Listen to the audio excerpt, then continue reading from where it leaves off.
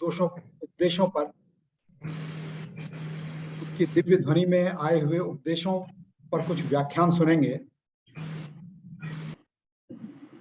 शायद आप में से बहुत से लोग जानते होंगे कि सिंगापुर में ये शांतिनाथ जिनालय आदरणीय छोटे दादा डॉक्टर हुकमचंद जी भारिल्ल की प्रेरणा से बना था और इसमें शांतिनाथ भगवान जी की प्रतिमा और यहाँ पर लगे समव शरण, जम्बू द्वीप, नंदीश्वर द्वीप, कालचक्र आदि सब पोस्टर्स आदि सब आदरणीय संजीव जी गोधा के द्वारा ही यहाँ लगाए गए थे।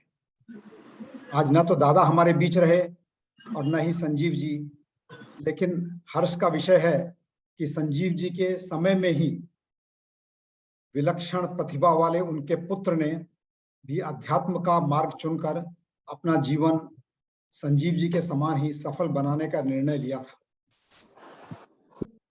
आज उनका वो 18 वर्ष का सुपुत्र बाल युवा रत्न आर्जव गोधा, जो स्मारक में रहकर शास्त्री बनने के मार्ग पर लगा है, हमारे बीच उपस्थित है और उसने अपने पिता के समान ही इस जिनालय से जुड़े रहने का वादा भी किया है।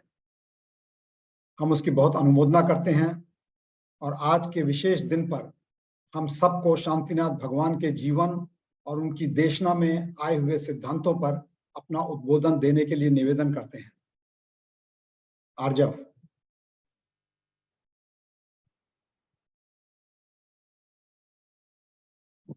आर्जव है क्या आपने बीच में? जी। आवाज आ रही है? हाँ जी, आ रही। सभी को सादर जय जिनेन्द्र। मंगलाचरण के लिए हाथ जोड़ लें। मोहक महल मणिमाल मंडित संप्रदा शतखंड की, ले शांति जिन तृण समतजी, शरण एक अखंड की, पायो अनंत आनंद दर्शन, ज्ञान भीरज आपने संसार पार उतार, दी देशना प्रभु आपने। आज शांतिनाथ भगवान का ये 3 कल्याणकों का प्रसंग, ज्येष्ठ कृष्ण चतुर्दशी का दिन, 3 कल्याणक, जन्म कल्याणक, तप कल्याणक और निर्वाण कल्याणक, 3 विशेष प्रसंग जिन शांतिनाथ भगवान के हम ये 3 प्रसंगों के बारे में हम मना रहे हैं, ये जो 3 उनके कल्याणक मना रहे हैं, आप जानते हैं वे कौन थे, कहाँ से आए थे? ये शांतिनाथ भगवान सरवार सिद्धि से आए थे। कौन सी जगह है ये सरवार सिद्धि? यह सरवार सिद्धि लोक के अग्रभाग में आती है और सरवार सिद्धि सिद्धशिला से मात्र 12 योजन नीचे है और संसार में सर्वोत्कृष्ट मानी जाती है, क्योंकि जिस प्रकार ये सिद्धशिला के निकट है, उसी प्रकार यहाँ के जो जीव, यहाँ पर जो रहने वाले, यहाँ पर जो जीव हैं, वे सभी सिद्ध पद के भी निकट हैं, क्योंकि वे सभी जीव एक भवअवतारी ही होते हैं।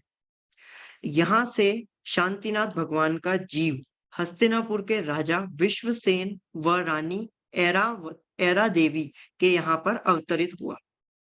शांतिनाथ भगवान जो कि 3 पद के धारी भी थे। कौन से? तीर्थंकर, चक्रवर्ती व कामदेव। वे 16वें तीर्थंकर, 5वें चक्रवर्ती व 12वें कामदेव थे। कौन होते हैं तीर्थंकर? हम सभी ने बाल बोध में पढ़ा ही है। जो धर्म तीर्थ का उपदेश देते हैं, समव शरण आदि विभूति से युक्त होते हैं और जिनके तीर्थंकर नाम कर्म का महापुण्य का उदय होता है, वे तीर्थंकर होते हैं। चक्रवर्ती कौन होते हैं? कि जो 6 खंडों को जीतकर जो 6 खंडों का अधिपति होता है। कौन से? भरत क्षेत्र के 6 खंड, 5 म्लेच्छ, आर्य खंड, इन सब का जो राजा होता है वो चक्रवर्ती होता है। और कामदेव कौन होता है? जो तीनों लोकों में सबसे सुंदर, जो सबसे सुंदर होता है, पूरे ऊर्ध्व अधो मध्य तीनों लोकों में, वो कामदेव होता है। अरे अक्षर, ऐसे ये इसमें नहीं आएगा क्या? ऐसे 3 सर्वोत्कृष्ट पदों के धारी जो थे, वे पूर्व भवों में भी एक बार चक्रवर्ती और 2 बार तीर्थंकरों के पुत्र बन चुके हैं। पर वे कभी भी इन पदवियों के आगे अपना आसक्त नहीं हुए, कभी भी इन पदवियों में। वे मात्र अपने चैतन्य अतीन्द्रिय वैभव को ही अपना माना है, हमेशा उन्होंने, और अपने अंतर के आत्म वैभव की ही साधना की है और उसी के मार्ग पर आगे बढ़ते रहे हैं। और हम सबको क्या है, हम सबको आजकल ऐसा लगता है कि छोटी सी भी कोई भी चीज मिल जाए और हम ऐसा अपने छाती चौड़े करके घूमते हैं, जैसे मेरे को यहाँ की जमीन मिल गई, डायरेक्टर बना दिया, सीईओ बना दिया, मैं ये हो गया, मैं इस कंपनी में ये हूँ। और अपन ऐसे जैसे तो मैं चौड़ा बाजार सकड़ा वाली बात हो जाती है कि भाई मैं ऐसा हूँ, मैं वैसा हूँ। सब लोग ऐसा सोचते हैं। अरे भाई, ये तो हमने अनंतों बार प्राप्त किए है। हमें तो उनके बताया गया जो मार्ग है उस पर चलकर निर्वाण की प्राप्ति करनी है, सिद्ध पद की प्राप्ति करनी है। ये सारी पदवियां तो अनंतों बार प्राप्त किए है।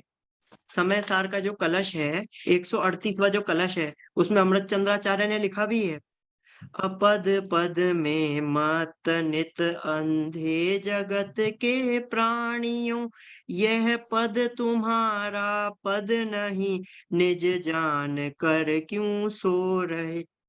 जागो इधर आओ रहो, नित मगन परमानंद में, हो परम पदमय तुम स्वयं हो चैतन्य में।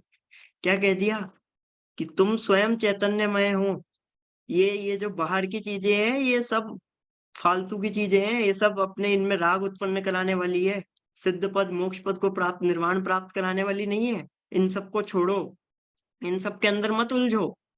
अब बाहर में आप सभी जानते हैं, जैसे देखा होगा कि बाहर में कामदेव, चक्रवर्ती और तीर्थंकर, ये तीनों सर्वोत्कृष्ट है। इनकी सुंदरता जो है वो सर्वोत्कृष्ट है। लेकिन जिस प्रकार इनकी सुंदरता सर्वोत्कृष्ट है, उसी प्रकार इनका जो आत्म वैभव है वो भी सर्वोत्कृष्ट ही है। दोनों में ही ये ऊपर है, सबसे सर्वोत्कृष्ट है।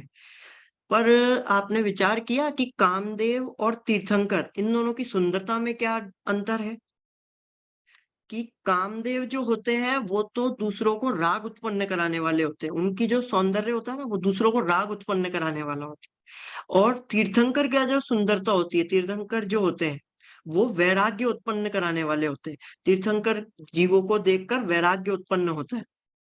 कैसा था शांतिनाथ भगवान का शरीर? भक्तामर में आता है ना 12वां श्लोक, क्या लिखा है उसके अंदर? आता है सभी को? सब साथ में बोलिएगा।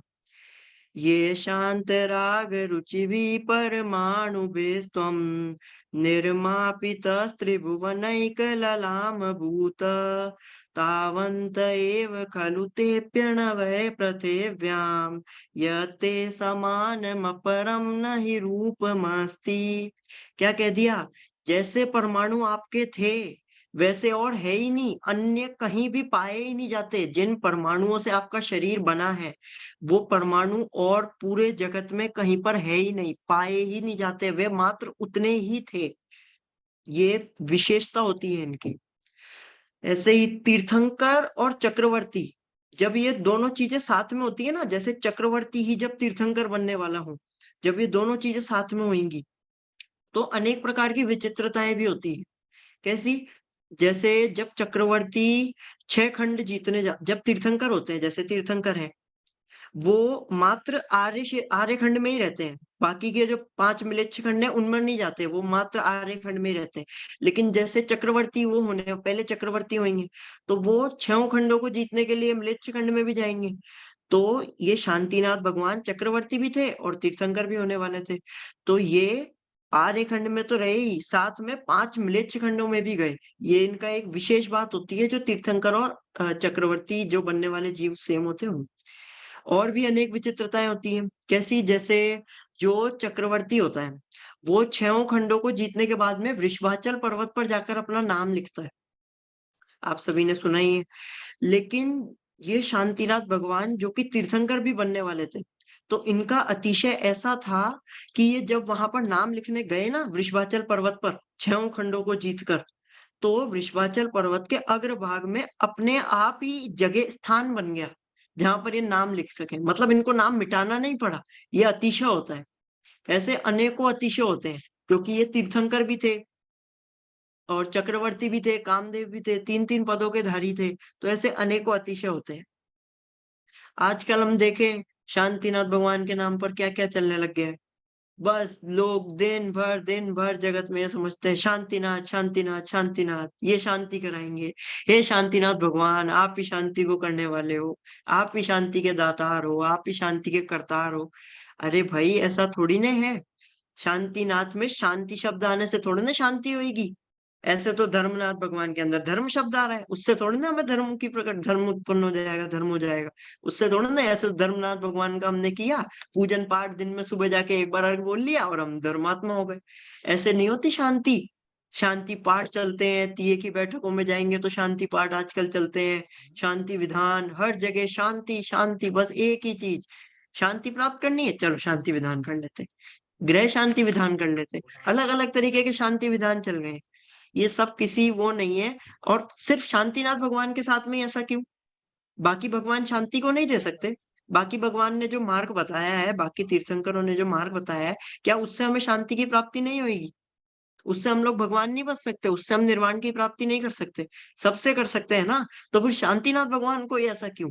क्योंकि इनके नाम के आगे शांति आ रहा है, तो जगत में ऐसा चल गया कि भाई ये इनकी पूजा करेंगे, इनकी भक्ति करेंगे तो हमें शांति मिलेगी। शांति मिलेगी तो हमें आनंद होएगा और बस दिन भर शांति शांति के पीछे भगते रहते। शांति धाराएं चलने लग गई है। क्या शांति धाराएं क्या होता है ये? है ऐसे जल की धारा शांति धारा। ये कोई जल की धाराओं को शांति धारा थोड़ी ना कहते हैं। क्या लगता है आप लोगों को ये शांति धारा होनी चाहिए? मैं तो कहता हूँ शांति धारा अवश्य होनी चाहिए। हमारे जीवन में शांति धारा हमेशा चलनी चाहिए। क्योंकि शांति धारा नहीं चलेगी तो क्या अशांति धारा चलेगी?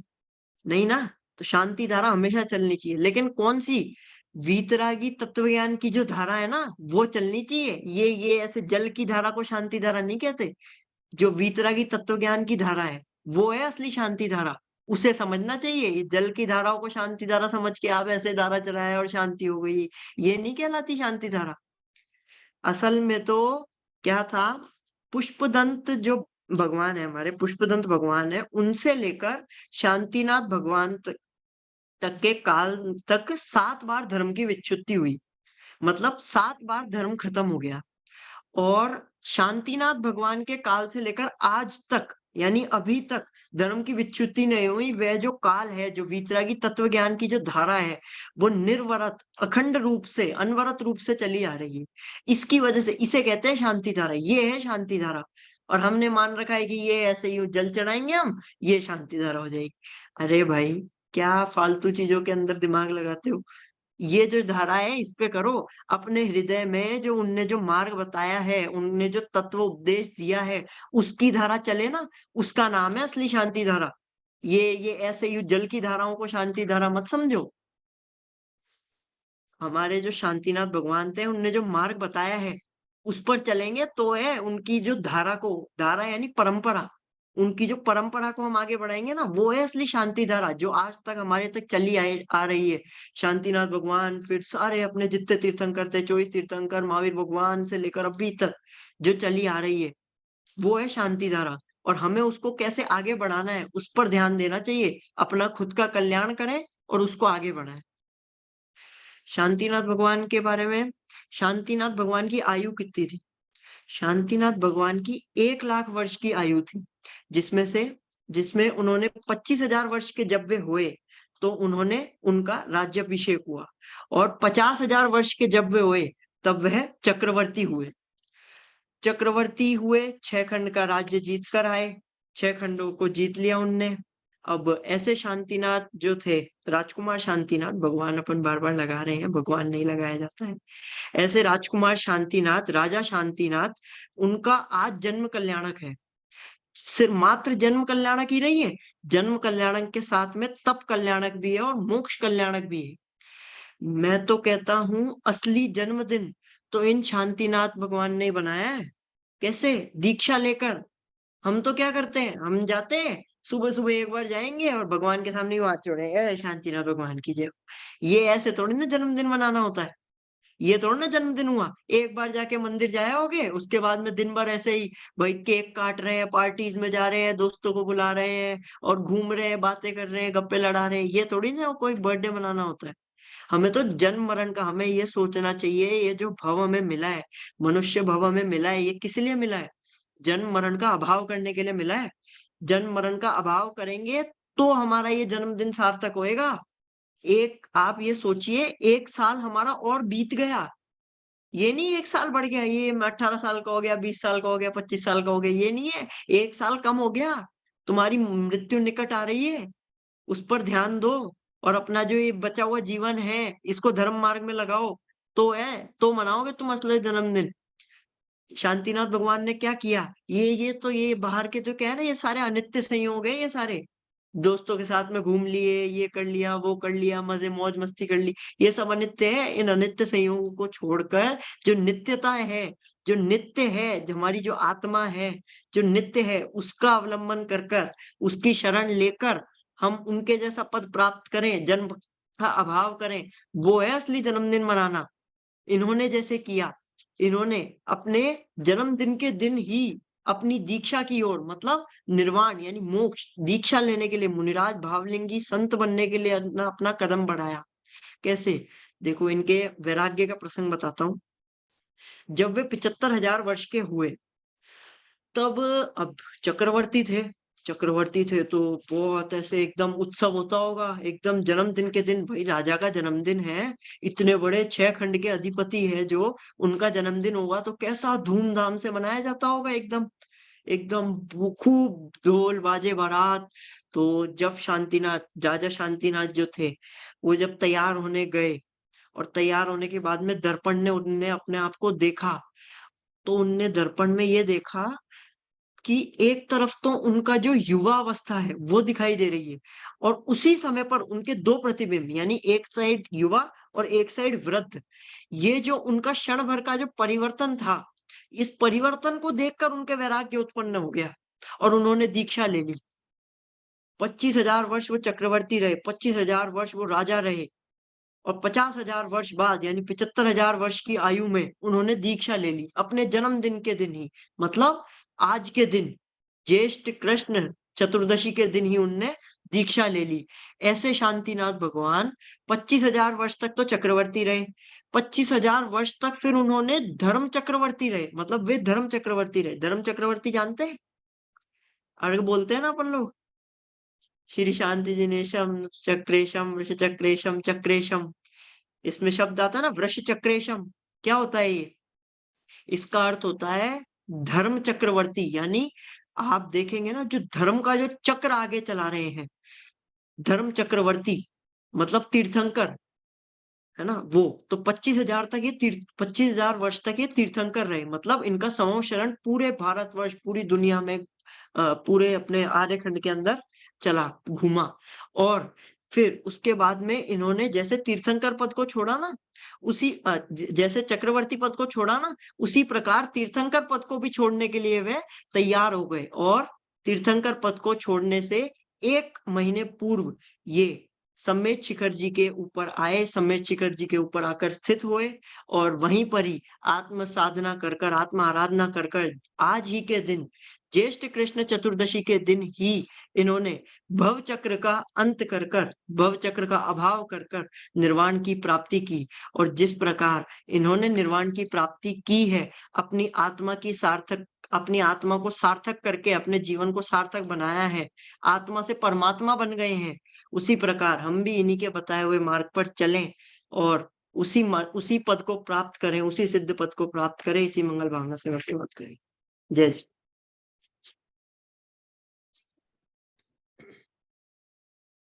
जय जिनेंद्र, बहुत ही सुंदर।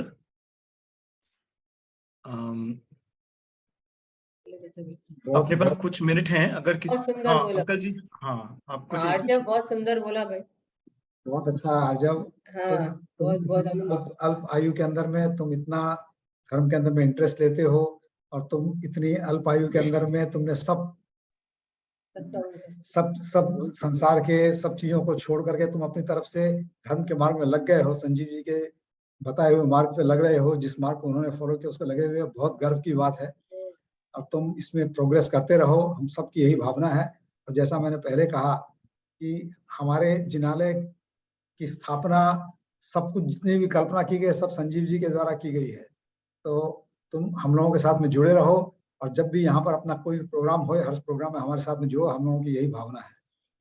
बहुत बहुत धन्यवाद हम लोगों के साथ में आने को आज। नयन कुछ बोलो। अंकल ये मनीष बोल रहा हूँ। मुझे बहुत देर तक तो ऐसा लग रहा था जैसे संजीव जी प्रवचन दे रहे। हाँ मतलब आर्जव जी की स्टाइल और वो जिस तरह से बोल रहे थे शब्दों, एकदम ऐसा लग रहा था जैसे संजीव जी हमारे सामने बैठे। बहुत ऐसा ही लग रहा है। और कोई कुछ बोलो, कैसा लग रहा है? बहुत ही संक्षेप में बहुत ही सुंदर व्याख्यान था। काफी नई चीजें सीखने मिली और बहुत आनंद आया। बहुत बहुत थैंक यू आर्जव जुड़ने के लिए। ऐसे लग रहा है जैसे संजीव जी सामने बैठे। हाँ हाँ बहुत अच्छा लगा। सब लोग आज बहुत उत्सुक थे कि कब आएगा आर्जव। बहुत ही अच्छा बोला। आर्जव की वाणी सुनकर बिल्कुल संजीव भैया का एहसास होता है। और इनका सबसे बड़ा देन है जो इनकी मम्मी का है, जो इनको बचपन से हम लोग इनके से बहुत टाइम से कनेक्टेड हैं। हाँ। आर्जव जानते भी हैं, मैं जयपुर से हूँ और इनको बचपन से मैं जानती हूँ। हाँ। इनको जो मम्मी ने, इनके मदर ने, जो इनको मतलब पापा तो थे ही थे, मम्मी ने भी इनको बहुत संस्कार दिए थे। जब भी हम इनके साथ यात्रा पे जाते थे तो इनसे जो मतलब हम लोग प्रेरित होते थे वो इस बात से कि बचपन में ही इनको इतनी चीजें याद करा दी थी उन्होंने, कि हम ये सोचते थे इनको इतना मतलब इतनी चीजें याद कैसे करवाई होगी क्या। इवन दो ये मतलब हम लोग जैसे यात्रा पे जाते तो भजन तो खैर गाते ही थे, सॉन्ग्स भी बहुत अच्छे गाते थे। तो हमें लगता था कि मतलब इतना वर्सेटाइल मतलब बच्चा कैसे, मतलब कि इसको धर्म में भी इतनी रुचि है और दूसरी चीज भी इसको है। लेकिन जो इसमें टैलेंट है, मतलब जो भजन ये सब चीजों का जितनी सब चीजों का ज्ञान है, वो वाकई में उस एज में हमने जो देखा था, मतलब करीबन हो गई 8-10 साल पहले की बात है, तब से मतलब इसका जो अंदर का हुनर हमने उस टाइम से देखा था। हम लोग साथ में यात्रा प्लेन पे जाते थे। इसको शायद याद होगा, हम लोग कई जगह पे संजीव भैया के साथ में यात्रा पे गए थे। किशनगढ़ है और क्या नाम से बड़े मंदिर से मैं कनेक्टेड हूँ। और बड़े मंदिर में भैया बहुत शुरू से प्रवचन, जब से प्रवचन मतलब 25 साल से भैया के साथ में हम लोग ने रेगुलर उनकी प्रवचन। और ये जब से मतलब जब से मतलब मीन्स जब से आया है, मीन्स जब से इसने थोड़ा भी बोलना सीखा है, तो मुझे लगता है उस टाइम से ही जो इनकी मम्मी है वो इनको धर्म का ज्ञान देती रहती थी। घर का एटमॉस्फेयर भी इतना अच्छा है, इनके दादा दादी भी पूरे धर्म से लगे हुए हैं और इनकी जो नानी है वो भी बहुत अच्छा प्रवचन देती हैं। तो मतलब इनको पूरा जो माहौल मिला वो इतना अच्छा मिला है और इतनी अच्छी ग्रूमिंग हुई है इनकी कि सच में बहुत मुश्किल है ये सब कुछ पाना। सबसे बड़ा सानिध्य इनके पापा का है कि जब भी इनकी फादर मतलब संजीव भैया जब भी प्रवचन करते थे तो ये सामने रहते थे। मतलब ऐसा नहीं कि बच्चा खेल रहा है कर रहा है, और ये खेलते खेलते अगर बाई चांस जैसे छोटी एज में बोले कि बहुत छोटी एज में खेल भी रहे थे तो इनका कंसंट्रेशन अपने पापा की बातों पे रहता था। मतलब हम लोग जैसे मंदिर में बैठते थे प्रवचन के टाइम पे, तो इसके पास में जैसे कुछ दे दिया खिलौना खेलने के लिए या कुछ भी करने के लिए, बट इनका कंसंट्रेशन पूरा पापा की जो वाणी थी, पापा की जो था, मतलब ऐसा नहीं था कि लेके और बाहर निकल गया या मंदिर से बाहर चले गया, वहीं बैठ के खेलते रहते थे या वहीं करते रहते, लेकिन ध्यान पूरा पापा के वर्ड्स पे था। मम्मी का इनका इतना था कि मैं पूछती थी कि भाई कैसे इतना सब चीजें याद कराई, तो पापा इनके ये बोलते थे कि मम्मी जो शाम के टाइम पे जो स्पेयर टाइम रहता था पूरे टाइम इसके साथ में लगकर इसको योगसार मतलब भक्तामर जितने भी मतलब जो है इनको सब कुछ रटवाया हुआ है, मतलब रटवाया मीन समझाया हुआ है, ये याद है इनको, कंठस्थ है इनको। तो ये सबसे बड़ा देन है एक माँ का, एक पिता का और एक घर के माहौल का। दादा दादी, इनके नानी, इनके नाना, मतलब अगर आप इनका माहौल देखें तो यूँ लगे कि काश भगवान करे हमारा भी ऐसा अगर मतलब जन्म दोबारा होगा तो शायद ऐसे ही माहौल में हो और इसी तरह से हमारा पूरा टाइम धर्म के उसमें निकले। मैं मतलब क्या बोलूं इनके परिवार के लिए, इनके लिए क्या बोलूं। और सबसे बड़ा तो आर्जव का है कि इसने अपने आप को इस तरफ लगाया। सबसे बड़ी बात तो इनका पुण्य है और इनका सबसे बड़ा आशीर्वाद इनके पिताजी का है, माताजी का है, मतलब घर का माहौल का है। बस यही बोलूंगी कि आज जब आप ऐसे ही करते रहें, आप आगे से आगे बढ़े। संजीव भैया की हमें कमी जो है अभी तक है, मतलब जो हम अभी तक भूल नहीं पा रहे उनको, उनकी जो अभी तक कमी है वो कमी प्लीज आप उनके मार्ग पे ही चलते हुए इस रास्ते को। Thank you. सही बात है, सही बोला। धन्यवाद सभी को। बस मैं एक रिक्वेस्ट करना चाहूंगा, अगर 2 लाइन से जुड़े हैं तो अभी जूम कॉल में 100 का लिमिट है, तो इन केस आप डबल लाइन से जुड़े हैं तो let's try to have a single line, ताकि सभी को मौका मिले। और अब अभी पंडित जी जुड़ गए हैं, तो मैं रिक्वेस्ट करूंगा अंकल जी, आप थोड़ा, ऐसे तो हम सभी जानते हैं विपिन जी, पंडित जी को, पर आप थोड़ा सा एक शॉर्ट इंट्रोडक्शन दे दीजिए और फिर हम प्रवचन की ओर बढ़ते हैं। हाँ, आर्जव धन्यवाद। अपने बीच में विपिन जी जुड़ गए हैं। बहुत अच्छा लगा। विपिन जी अपने बीच में जुड़ गए हैं, तो मैं अभी, जैसा मैंने कहा कि अभी हमारे बीच में विश्व ख्याति प्राप्त आदरणीय विपिन जी शास्त्री जो नागपुर से जुड़े हुए हैं। विपिन जी के बारे में सब लोग जानते होंगे, लेकिन फिर भी थोड़ी सी जो नहीं जानते हो उनको बताने के लिए कि विपिन जी सतपथ फाउंडेशन की आधारशिला है। और लगभग पिछले 20 वर्षों से, जब इन्होंने शास्त्री पूरी कर ली थी, उसके बाद से आप जैन दर्शन के प्रचार प्रसार में लगे हुए हैं। वर्तमान में आप नागपुर में रह करके सतपथ पाठशाला के माध्यम से, मैंने देखा है इनके प्रोग्रामों में, नन्हे मुन्ने बच्चों को ये संस्कारित कर रहे हैं। और जैसा अपन सब जानते हैं कि हाल में जो ये मोक्ष मार्ग प्रकाशक प्रतियोगिता हुई थी, ये आपकी और संजीव जी की ही कल्पना थी, और आपके मार्गदर्शन में ही इस प्रतियोगिता के कारण बहुत से भव्य जीव पंडित प्रवर टोडरमल जी के इस शास्त्र का आद्योपांत अध्ययन कर चुके हैं। और इस विधि से सबको अध्यात्म और मुक्ति के मार्ग में लगाने का श्रेय आपको और संजीव जी को ही जाता है। माने एक अद्भुत विधि थी कि जिससे ऑटोमेटिक सब कोई अध्यात्म से, धर्म से जुड़ गए। और हमको ये भी पता है कि आप आगे रत्नकरण श्रावकाचार्य पर भी ऐसी ही प्रतियोगिता की तैयारी कर रहे हैं, और इस माध्यम से हम सबको चरणान योग के सभी सिद्धांतों की भली भांति हम सब अवगत हो सकेंगे। हम सबको उस दिन का इंतजार रहेगा जब ये प्रश्नोत्तर की प्रतियोगिता आपके द्वारा शुरू की जाएगी। और हमने ये भी देखा है, पिछले वर्ष आपके साथ शिकागो शिविर में था मैं, और वहां मैंने देखा कि आप हिंदुस्तान में रह करके प्रवचन और धर्म की प्रभावना का कार्य तो करते ही हैं, लेकिन जब आप विदेशों में रहते हैं, अमेरिका में जाना शिविर में, न्यू जर्सी में, शिकागो में, डलास में, इन विभिन्न स्थानों में रह करके भी आप धर्म प्रभावना के लिए जब वहां जाते हो, तब भी हिंदुस्तान में धर्म प्रभावना का कोई कार्य सफर नहीं करे, इसके लिए निरंतर हर जगह से धर्म प्रभावना में लगे हुए अपने साथियों को हिंदुस्तान में बराबर निर्देशन और उनका मार्गदर्शन करते रहते हैं।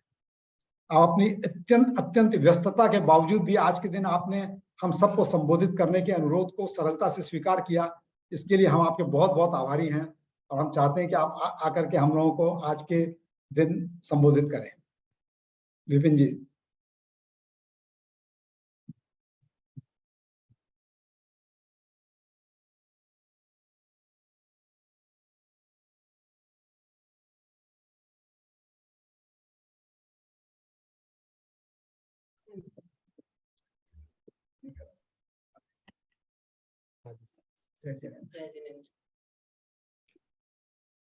जय जिनेंद्र।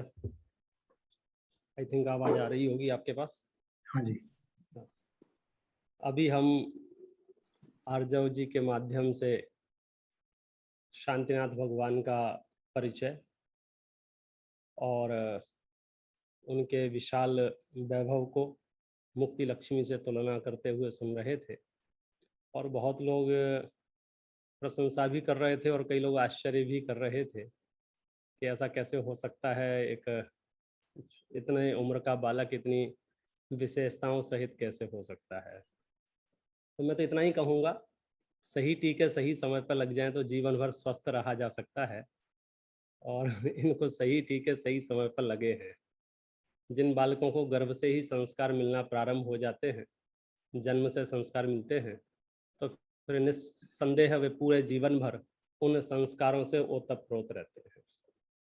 इसलिए इसमें कोई आश्चर्य नहीं है। आश्चर्य तब होता है कि हम बालक समझ के थोड़ी सी अनावश्यक करुणा, अतिरेक करुणा कर दे। अभी तो बच्चा है, समझ जाएगा, थोड़ा बड़ा होने दो फिर बताएंगे, थोड़े और बड़ा होने दो फिर पढ़ाएंगे। फिर सीधा जो 17, 18, 20 साल का होता है फिर हमारे सामने, तो पंडित साहब इसका रात्रि भोजन छुड़वा दो। पंडित साहब कहते हैं तुमने 18 साल प्रैक्टिस कराई है, अचानक से कैसे छुड़वा देगा। मतलब ये जो कहना चाहिए कि जो संस्कार बचपन से मिलना चाहिए वो संस्कार यदि बचपन से मिल जाएं तो निस्संदेह जीवन बहुत मंगलमय हो जाता है और वह हुआ है। चलिए अब हम अपना आज का जो माहौल है, बड़ा ही प्रसन्नता और आनंददायी माहौल है। क्यों ना हो आनंददायी माहौल, आखिर तीन लोक के नाथ तीर्थंकर शांतिनाथ भगवान का जन्मदिन है और शांतिनाथ भगवान का जन्मदिन, तीर्थंकरों का जन्मदिन न केवल मनुष्य लोक में, न केवल उनके परिवार में, न उनकी समाज, न उनका देश, बल्कि ऐसा कहा है कि तीनों लोकों में खलबली मचा देने वाला कार्यक्रम है ये। नरक में भी शांति का वेदन उस क्षण को हो जाता है जिस क्षण तीर्थंकर का जन्म होता है। बाकी सब आपको थोड़ा बहुत जानकारी है ही, पंच कल्याणों के माध्यमों से आपने वो माहौल देखा ही है।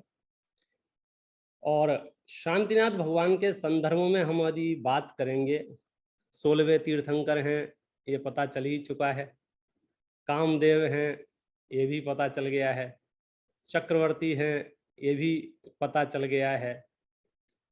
उनके वर्तमान जीवन के माता पिता विश्वसेन, माता ऐरा देवी, और पूरी कथा हमने सुनी अभी, लगभग उनका पूरा परिचय हमें मिल गया है। मैं तो बस उसी परिचय में जहाँ तहाँ जो कुछ याद आएगा उसको लेकर चर्चा करूँगा। और चर्चा का प्रयोजन यही है कि हम अपने परिणामों को उन कथाओं से जोड़ें, उन महापुरुषों के चरित्र को सुनकर, समझकर, पढ़कर अपने जीवन में वो महापुरुषत्व प्रकट हो, ये भावना भाएं। चलिए प्रारंभ करते हैं। मोक्ष मार्गस्य नेतारं भेतारं कर्म भूभृतां ज्ञातारं विश्वतत्त्वानां वन्दे तद्गुणलब्धये, वन्दे तद्गुणलब्धये, वन्दे तद्गुणलब्धये। जय बोलो देवादिदेव तीर्थंकर शांतिनाथ भगवान की जय। आह्लाद का अवसर है, तीर्थंकर का जन्म हो चुका है, तीनों लोक में शांति छा चुकी है। फिर भी वो शांति कितनी देर की है, इस बात से हम घोषित करेंगे कि वो शांति है या नहीं है, या उसको शांति कहा भी जाए या शांति ना कहा जाए। हमें तो परमानेंट शांति चाहिए, हमें तो शाश्वत शांति चाहिए। थोड़ी बड़ी देर के लिए शांति हमें सुहा नहीं रही है। और वो तीर्थंकर शांतिनाथ भगवान का परिचय देखकर और हमको ऐसा लगने लग गया, अब आदमी के पास तीर्थंकर पना है, मतलब वो जो वैभव आने वाला है, चक्रवर्ती पना है और कामदेव पना है। कहने का अर्थ ये है, बाह्य पुण्य की जितनी उत्कृष्ट विभूतियां हो सकती थीं वो उनके पास हैं। अब उन्हें क्या चाहिए था जिसके लिए उन्होंने घर परिवार कुटुंब छोड़ के जंगल का रास्ता अपनाया? वे तो बहुत खूबसूरत थे और इतने खूबसूरत थे कि स्वर्गों तक में चर्चा चल रही थी। उनका रुतबा तो 6 खंडों में चल रहा था। बाकी सब तीर्थंकरों को ये लाभ नहीं मिला 5 मिलिच खंड को देखने का, भी बताया ना आर्जव जी ने, लेकिन शांतिनाथ को तो वो लाभ मिला ना। 6 खंडों में उनकी तूती बोल रही थी और अतिशय देखो लिखना भी नहीं पड़ा। फिर क्या कमी थी कि उन्हें वह चक्रवर्तित्व छोड़कर वन खंडादि की ओर मुख कर लिया? उनका वो शरीर सौष्ठव जिनकी प्रशंसा पूरा नगर करता था, यदि मैं पुराणों की कथाएं पढ़ पढ़ के सुनाऊंगा कामदेवों की, तो उनका शरीर सौष्ठव ऐसा होता था कि यदि वो रास्ते से निकल जाएं तो लोग उन्हें देखते रह जाएं। पुराणों में तो यहां तक वर्णन है कि इतने सुंदर होते हैं, इतने सुंदर हैं कि लोग अपना काम करना भूल जाते हैं। जो माता बहनें पानी भरने के लिए कुएं पे गई हैं और सामने से कामदेव निकल जाएं तो रस्सी वो मटकी के ऊपर लगा रही हैं कि बालक की गर्दन में फंसा रही हैं, भूल जाती हैं और अपने बालक को डुबो दे रहे हैं। ये अलंकारिक प्रयोग हैं पुराणों के। कहने का अर्थ ये है, इतना विशिष्ट रूप सौंदर्य, कोई खा रहा हो तो वो मुंह का खुला रह जाए, बोले ये कौन निकल गया। मतलब 100 काम छोड़ के वो देखते ही रह जाएं, इतना रूप अब क्या कमी थी साहब। फिर बनखंडादी में क्या क्या लेने चले गए। घर में परिवार में बोर हो रहे होंगे, कहाँ से बोर होंगे भाई साहब, उनका राशन कार्ड इतना बड़ा होता है, आप समझ गए। 96,000 पत्नियां और फिर उनके रिश्तेदार और फिर उनके कुटुंब वाले, मतलब रोज मिलने ही आते होंगे ना, चलो इस गांव से उस गांव से उस नगर से, तो आप समझ लो मिलने वालों की लिस्ट कितनी लंबी होगी। कहने का मतलब है भरा पूरा परिवार है, शारीरिक स्वास्थ्य बहुत है, रुतबा भी खूब है, चलती भी बहुत है, उसके बावजूद भी उन्होंने वैराग्य को अंगीकार किया। उसके पीछे का राज क्या है? एक राज तो इसने बता दिया था कि दर्पण के सामने खड़े हुए तो उन्हें सब कुछ नजर आने लगा और सब कुछ में जाति स्मरण भी हुआ, पूर्व जन्म भी याद आने लग गए। और जब हम पूर्व जन्मों का वृतांत पुराणों में पढ़ते हैं, वास्तव में ऐसा लगता है कि संसार की विचित्रताएं देखो तो अंदर से रूह कांप जाती है। जब वे 12 भव पहले राजा श्रीसेन थे और उनकी 2 रानियां थीं, सिंह निंदता और अनिंदता। अनिंदता नाम की रानी जो है आगे चलकर चक्रायुध नाम का गणधर होंगी। कब? जब वो शांतिनाथ तीर्थंकर होंगे तब। उस भव की बात बता रहे हैं, ये 12 भव पहले की बात है। बढ़िया सब कुछ ठीक ठाक चल रहा था। वहां एक ब्राह्मण पुत्री थी सत्यभामा, उसकी शादी किसी कपिल नाम के ब्राह्मण से हो गई थी। शादी होने के बाद भेद खुला कि ये ब्राह्मण नहीं है, ये तो गड़बड़ मामला है इसका, तो उसको छोड़कर राजा श्रीसेन की शरण में आ गई थी और रानियों के साथ रहने लग गई थी। वहां राजा श्रीसेन के पुण्य के उदय से एक दिन मुनराज पधारे और उन्होंने उन मुनराजों को आहार दान दिया। और आहार दान दिया तो बाकी के जो एक सत्यभामा नाम की जो ब्राह्मण पुत्री थी उसने अनुमोदना की, अनिंदता वगैरह ये तो उनकी धर्म पत्नियां थी, उन्होंने तो बनाया और वो दान हुआ। एक बार ऐसा प्रसंग बना कि उसके जो पुत्र थे राजा श्रीसेन के, उन दोनों पुत्रों ने अपनी यहाँ जो दासियां थीं उनसे विवाह बनाने का मन बनाया और ये खबर समझो राजा तक पहुंच गई। राजा श्रीसेन और अनिंदता और इन्होंने देखा, अरे ये क्या हो गया, हमारे जैसा राजा और ये राजपुत्र दासियों के साथ विवाह करेंगे, ये शोभा की बात है, हमारी तो बेइज्जती हो जाएगी, लोक भाषा में हमारी तो नाक कट जाएगी, और क्या क्या शब्दों का प्रयोग हो सकता है आप समझ लो।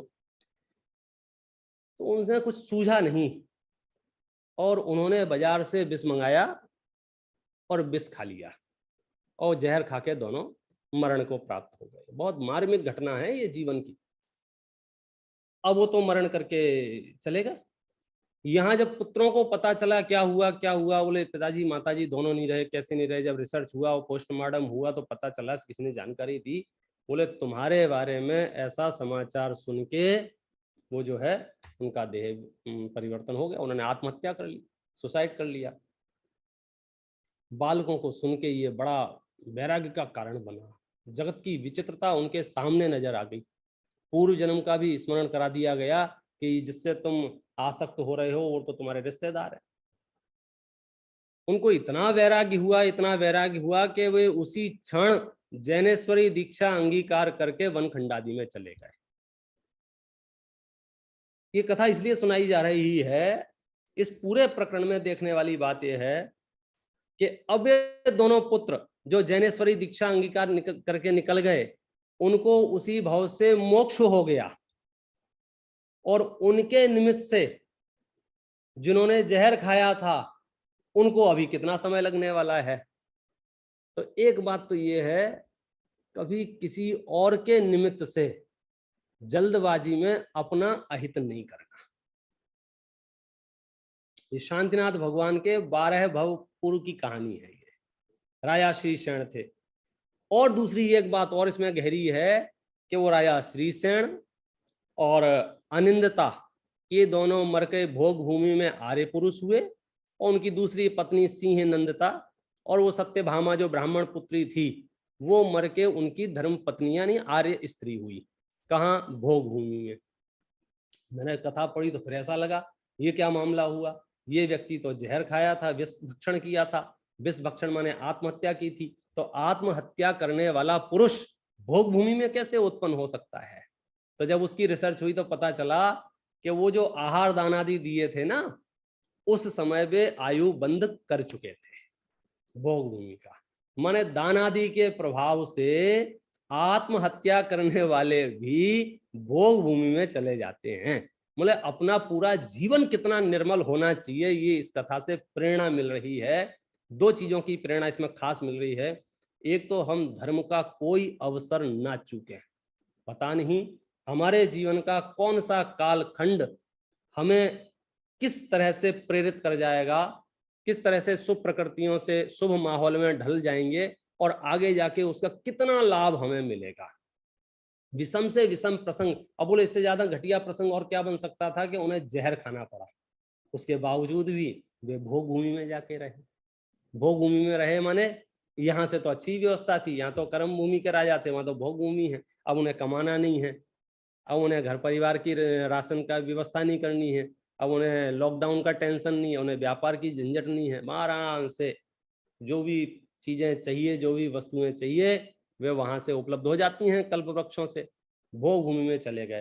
कहने का ये अर्थ यह है यदि आपका जीवन निर्मल है, देव पूजा, गुरु उपासना, स्वाध्याय, संयम, ताप, दान इन सब में लगा हुआ है और कदाचित कोई प्रसंग बाहर से गड़बड़ हो भी जाए तो ज्यादा परवाह करने की चिंता नहीं है, कमाया हुआ धन काम आता ही आता है।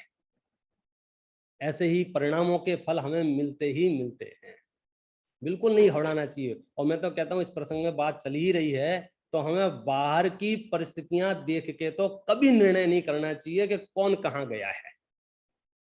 ये जो बाजार में सर्टिफिकेट बंटने लग जाते हैं ना फटाफट फटाफट, ये मृत्यु सुमृत्यु हुई है, ये मृत्यु कुमृत्यु हुई है, ये कुमरण हुआ है, ये सुमरण हुआ है। अब बचाओ राजा श्रीसेन का कुमरण छपाया जाए अखबारों में या सुमरण छपाया जाए? क्योंकि वीडियोग्राफी जब कराई गई तो क्या निकला उसमें कि तो विष भक्षण करके मरण को प्राप्त हो रहे हैं और मरने के बाद कहाँ गए वो? भोग भूमि में। चलो एक और खास प्रसंग में बता देता हूं इस अवसर पर, आपने सुन रखा है पहले से। एक सेठ जी थे, भगवान के सामने बैठ के रोज सामायिक करते थे और उन्होंने अपने समय का निर्धारण कर लिया था कि ये दीपक जब तक जलेगा तब तक मैं सामायिक करूंगा। एक दिन विशेष प्रसंग बन गया, उनकी पत्नी ने सोचा कि ये दीपक बुझने जा रहा है और पंडित जी धर्म ध्यान कर रहे हैं तो डिस्टर्ब नहीं हो इन्हें, तो उसने उसमें पुनः तेल डाल दिया। अब वो जब सामायिक से बाहर आए तो देखा अरे अभी तो दिया जल रहा है, दोबारा बैठ गए। तो इस तरह से प्रक्रिया चलती रही और उनका वहीं मरण हो गया, देह परिवर्तन हो गया। ये कथा आपने सुनी होगी। मर के कहाँ गए? त्रियंच गति के जीव मेढक बने। अब अगर उनकी शोक सभाएं हो रही होंगी और चर्चाएं हो रही होंगी तो बताओ लोग क्या चर्चाएं कर रहे होंगे? सब ये कह रहे होंगे गारंटी से सेठ जी तो स्वर्ग ही गए हैं। क्यों क्यों स्वर्ग गए हैं? अब इससे बढ़िया जगह मृत्यु की क्या हो सकती है? तीन लोग के नाथ सामने बैठे हुए हैं। अच्छा स्वयं भी वहां ऐसा नहीं मंदिर में सो रहे हैं, स्वयं भी सामायिक मुद्रा में हैं, हाथ पे हाथ रखे पाए गए हैं। जब हम उनसे मिलने गए वो शरीर तो नीचे पड़ा हुआ था लेकिन उनकी मुद्रा बता रही थी कि जीव सामायिक में बैठा था। पतला सामायिक जैसी परिस्थिति है, सामने देव हैं, जिन मंदिर जैसा स्थान है, तो भी मरने के बाद कहां पहुंच गए? त्रेंच गति में। दूसरी घटना एक मैं तत्काल बताता हूं आपको। एक त्रेंच गति का जीव है, मेढक जैसा उसका मेढक की अवस्था है उसकी, और वो एक फूल की पाखड़ी लेकर रोड से जा रहा है और राजा का हाथी आया और हाथी ने उसके ऊपर पैर रख दिया। जब मेढक जैसे जीव के ऊपर हाथी पैर रखेगा तो सोच सकते हो आप कैसी परिस्थिति बनेगी। मतलब उसकी स्थिति कितनी दर्दनाक होगी। आंखें बाहर आ गई, आंतें बाहर आ गई, शरीर एकदम कचूमर क्या कहें उसको, दृश्य देखते ना बने। एक दृश्य बहुत सुहावना लग रहा है, मंदिर जैसा पवित्र स्थान है, भगवान सामने बैठे हैं और मरण हो गया सेठ जी का। दूसरा स्थान है, डामर की रोड है, हाथी का पैर है, शरीर के चिथड़े चिथड़े उड़ गए हैं, पहचान में भी नहीं आ रहा है ये कौन है ये। अब आपकी दृष्टि से बताओ कौन सा सुमरण है और कौन सा कुमरण है, किसके साथ अच्छा हुआ और किसके साथ बुरा हुआ। हम बहुत जल्दबाजी में निर्णय कर लेते हैं। अभी समझो मेरा एक्सीडेंट हो गया, मर जा रहे यार, वो तो बेकार हो गया, उनकी जीवन तो बेकार गया। क्यों?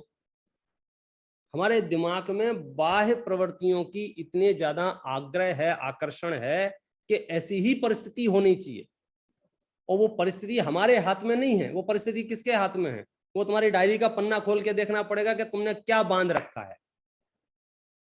तुमने जो बांध रखा है वैसी परिस्थिति बाहर में बन जाएगी। और मैं ये कहना चाह रहा हूं, बाहर की कैसी भी परिस्थिति हो, तुम्हारा बंध और तुम्हारा मोक्ष सराग वीतराग परिणामों से है, परिस्थितियों से नहीं है।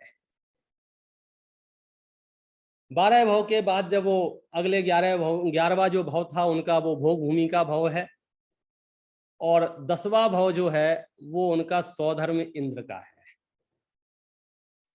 स्वधर्म स्वर्ग में वो इंद्र बन गए थे, और वो सब तीनों जीव जो हैं वो साथ साथ में उनकी यात्रा चलती रहेगी, उनकी गाड़ी आगे बढ़ती रहेगी। और क्रम क्रम से जो उनका 9वां भव है वो अमित तेज नाम के विद्याधर बन गए। 8वें भव में वो आनत नाम के स्वर्ग में गए। 7वें भव में अपराजित बलभद्र और अनंतवीर वासुदेव बने।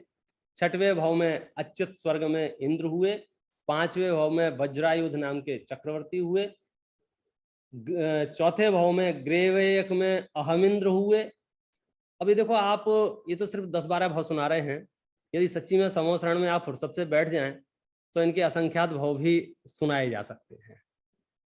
और किसी की स्टोरी सुनाना या उनके भवों को सुनाना, इसका एक बड़ा पर्पज ये है कि हम अपने आप को बहुत सीमित काल का मान रहे हैं। ऐसा लगता है ना 10-20 साल की जिंदगी है, 150 साल की जिंदगी है। भैया 150 साल की जिंदगी नहीं है।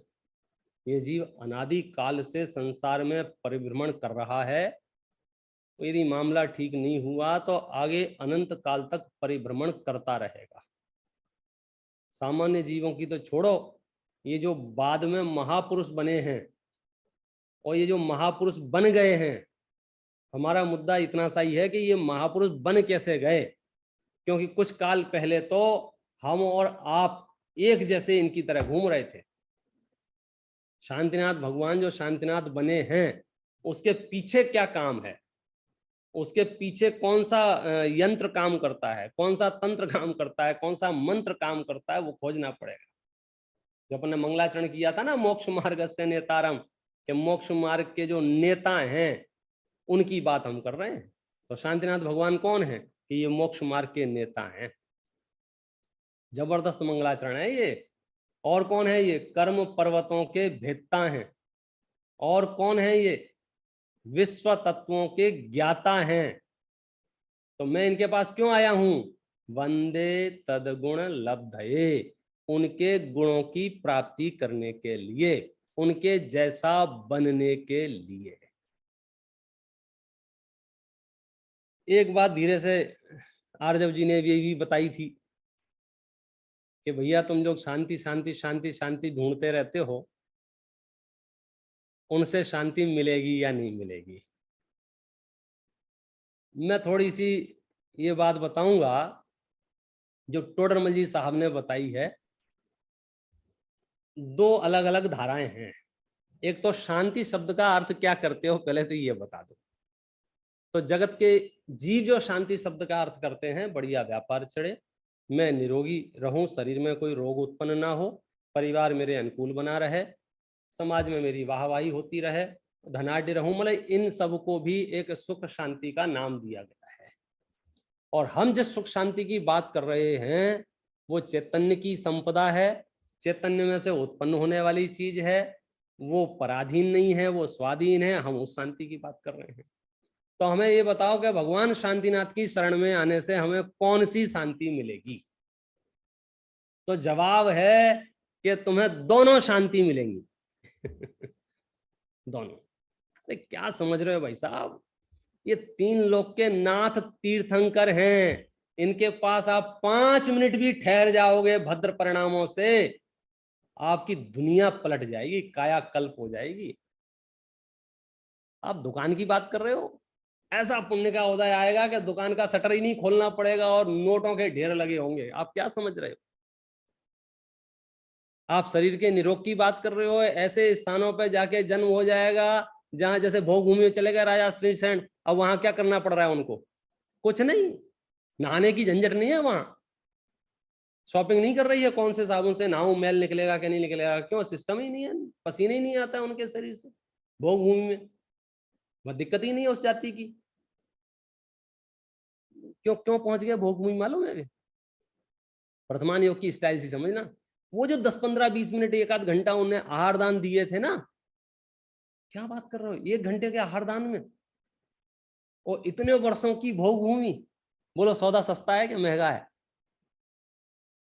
लेकिन हम यहाँ 2 कदम आगे की बात करेंगे, कौन सी?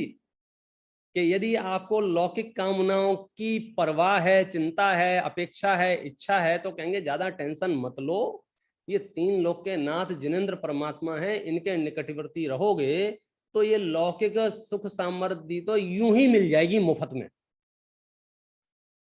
असली बात तो ये है कि शांतिनाथ भगवान ने जो अतीन्द्रिय सुख उत्पन्न किया है उसकी विधि पूछो उनसे। ये मत पूछो कि तुम चक्रवर्ती कैसे बन गए, ये मत पूछो उनसे कि कामदेव कैसे बन गए, क्योंकि हमने शमशान घाट में देखा जाके, राख से अंतर नहीं कर पा रहे थे ये कामदेव की है या किसी लंगड़े लूले बहरे अंधे की है। आप समझ गए ना मैं क्या कहना चाह रहा हूं? मुद्दा तो ये है कि उस चैतन्य की प्राप्ति कैसे हो कि अनंत काल के लिए निश्चिंत हुआ जा सके। वो विधि कहाँ मिलेगी, वो उपाय कहाँ मिलेगा? वो यहां मिलेगा। इसमें सावधानी क्या रखनी है कि पंडित जी ये बढ़िया बता दिया आपने, शांतिनाथ भगवान से हमारे दोनों काम हो जाएंगे, तब मोक्ष मोक्ष तो हम बाद में देखेंगे, तुम पहले वाला काम बताओ। कि सुनो, ऐसी भावना रखने वालों के काम नहीं होंगे।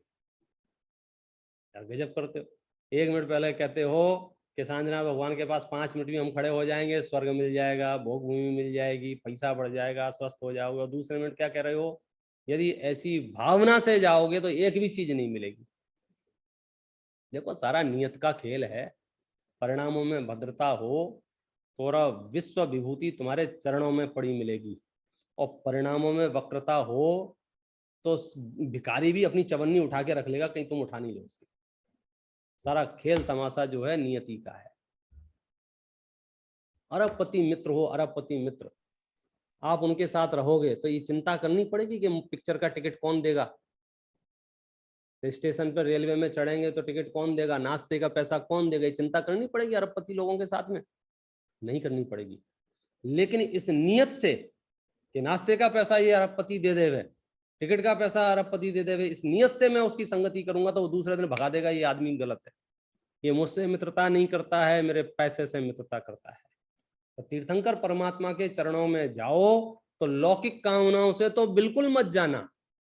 और हमारे यहाँ तो हर भजन में, हर स्तुति में, हर स्तोत्र में डिस्क्लेमर के रूप में 2-2, 3-3, 4-4 पंक्तियां जरूर लिखी होंगी जिसमें यह कहा गया होगा कि भगवान हम यहाँ इस काम से नहीं आए हैं। जाचू नहीं सुरवास पुन नरराज परजन साथ जी, पूरी स्तुति हो गई। और स्तुति के बाद में धीरे से बोल दिया, क्या बोल दिया? कि महाराज हमने जो आपकी भक्ति की है, स्तुति की है, वो इसलिए नहीं की है कि हमें स्वर्ग चाहिए हो, हमें मनुष्यों में बड़ा बनना हो, हमें धन चाहिए हो, मैं तो बस मोक्ष मार्ग में विचरण करना चाहता हूँ। एक नहीं, सर्वत्र आप, जग के दुख की तो परवाह नहीं है, स्वर्ग सुख की भी चाह नहीं है। ये क्या है? डिस्क्लेमर है और क्या है? क्योंकि गलत फहमी हो गई तो हमें कुछ का कुछ मिल जाएगा। हम उनमें से नहीं हैं जिनको तुम त्यागे तुच्छ जान, वे उन्हें मानते हैं महान। हम तो आपकी अंतर्दृष्टि को देख रहे हैं कि आप जिसे देख रहे हो उसे ही मैं देखूं। थोड़ा सा श्रम लगेगा। उपयोग को सूक्ष्म करके यदि हम विचार करेंगे तो सच में ये पाना बहुत कठिन नहीं है। और ये मैं इस दावे से इसलिए कह रहा हूं कि आप देख लो ना, ये शांतिनाथ भगवान आज जो शांतिनाथ हैं, 2 दिन पहले क्या थे, 4 दिन पहले क्या थे, 8 दिन पहले क्या थे, 100 साल पहले क्या थे, 1000 साल पहले क्या। आप विचार करो उनकी उस अवस्था से। एक बार अंदर में जाके जब भी भगवान के दर्शन करने जाओ ना, और अब तो शांतिनाथ भगवान के जहां भी शांतिनाथ मिल जाए आपको, तो उनसे एक बार पूछ जरूर लेना, भगवान ये बताओ आपने ऐसा क्या किया कि आप यहां बैठ गए, किस विधि कीने करम चकचूर।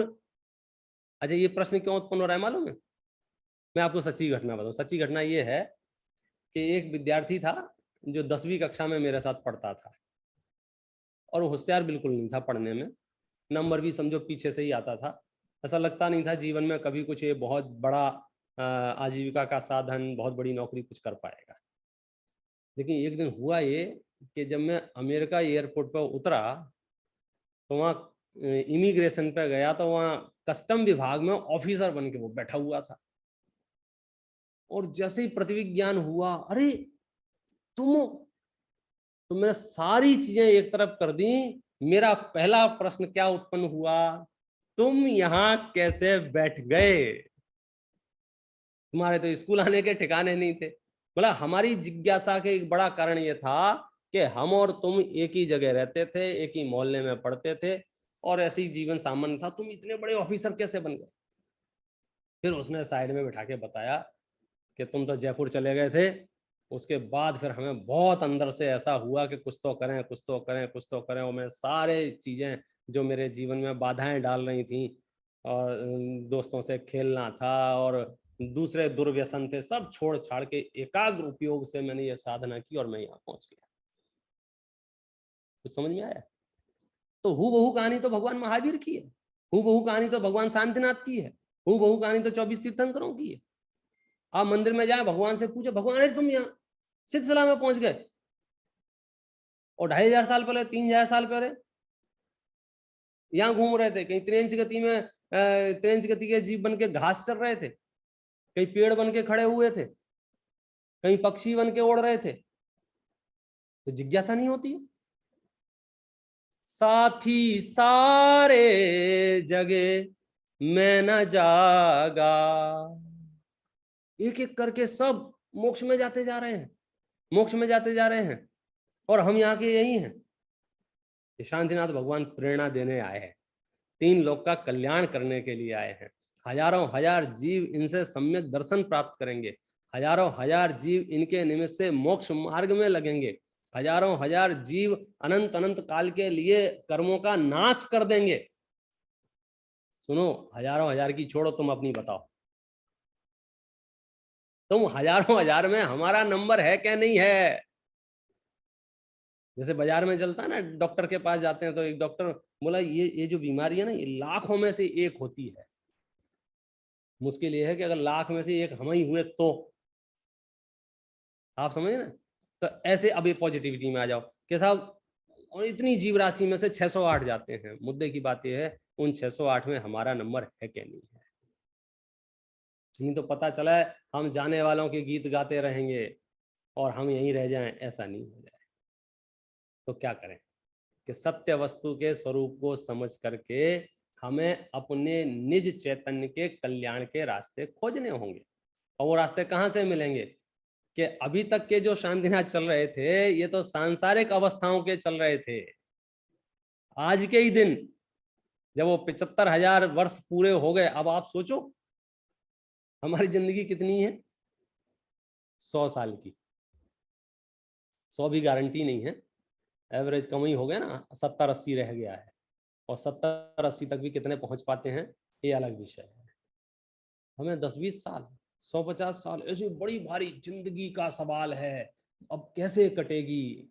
अभी तो 40 ही साल निकले हैं। अभी तो आप समझे यहाँ क्या कह रहे हैं, 25,000 वर्ष तो बचपन में निकल गए। कितने?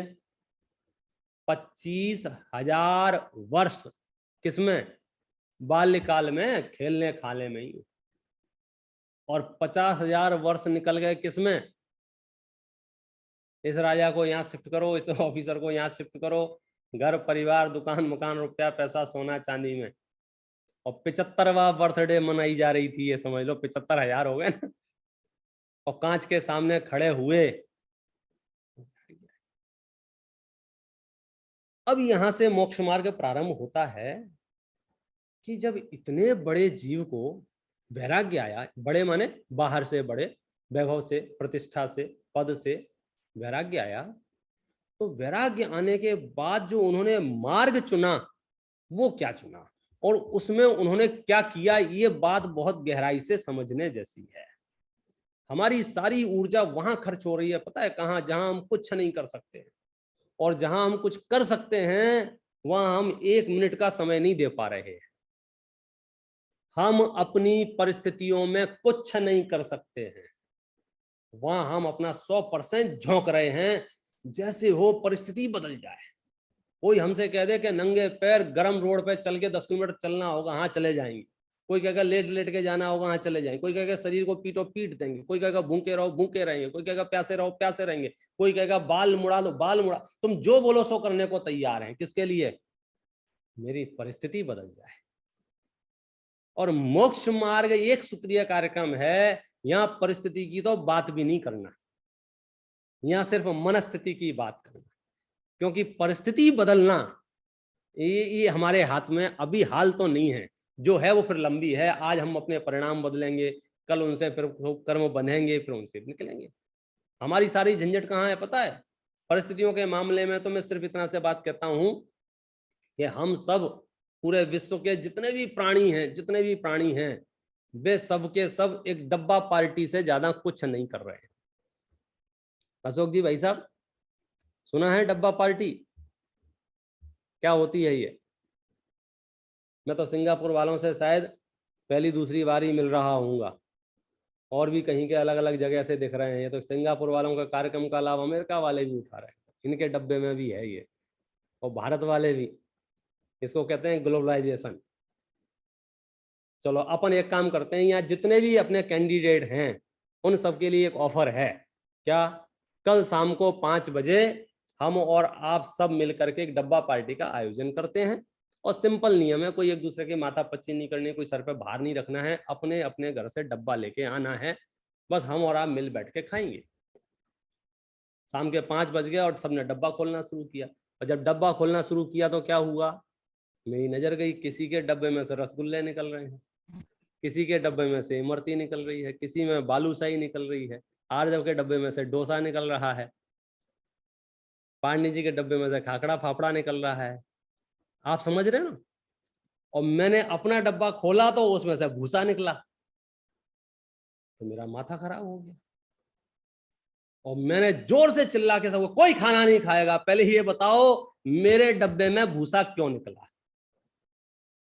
बोला साहब क्या जवाब है इसका? क्या उत्तर है इसका? सब मन ही मन में कह रहा, बोल कुछ नहीं रहा है। क्यों? बोले इतने बड़े पंडित से कौन माथा में रहेगा, कुछ बोलेंगे कुछ जवाब दे देगा, तो कोई अंदर बोल कुछ नहीं रहा, अंदर ही सोचे पंडित जी पागल हो गए हो क्या, हमसे क्यों पूछ रहे हो भूसा क्यों निकला? तुम खुद विचार करो ना क्यों निकला। मामला सबको समझ में आ गया ना क्या चल रहा है? हमारा टेंशन क्या है? मेरे साथ ही ऐसा क्यों, मेरे डब्बे में ही भूसा क्यों निकला? तो क्या जवाब है? पंडित जी तुम जानो, तुम्हारा डब्बा जाने, तुमने इसमें भूसा भरा होगा घर से निकलते समय, इसलिए यहाँ भूसा निकला है।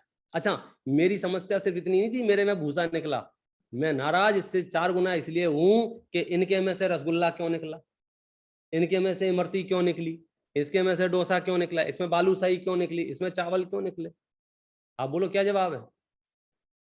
इसके पास मर्सिडीज क्यों है, इसके पास टेस्ला क्यों है, इसके पास 3 मंजिल का मकान क्यों है, इसके पास 2 मंजिल का मकान क्यों है, इसके पास कपड़े क्यों, इसके अरे जिसके डब्बे में से रसगुल्ला निकला है वो ऐसे ही नहीं निकला है, वो सुबह 4 बजे उठा था, दाल पीसी थी, मुझे नहीं पता क्या के बनते हैं, जो जिसके बनते हैं उसको पीसा था, फिर गर्म किया था, नहीं कोई रेसिपी सीख के दाल पीस के रसगुल्ले बनाएगा तो मर जाएगा जरा।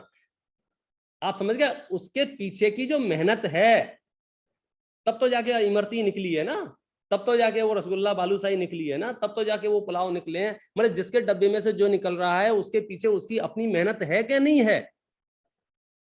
यदि मैं अपने डब्बे में रसगुल्ला निकालना चाहता हूं, जिसका सरलतम उपाय क्या है? बाकी लोग सब मेरे ऊपर कृपा करें, बाकी सब लोग आशीर्वाद देवें, नारा, कुछ लेना देना नहीं है। आज की वर्तमान की जो भी परिस्थिति है वो सबके अपने अपने डब्बा पार्टी से ज्यादा कुछ नहीं है। हाथ धो के निकल लेंगे यहाँ से, किसी का किसी से कोई लेना देना नहीं, मुफ्त में चढ़ रहे हैं एक दूसरे से, तुम्हारी शकल कैसी क्यों, हमारी ऐसी क्यों, कुछ नहीं। जिसके डब्बे में जो भरा है वो निकल रहा है।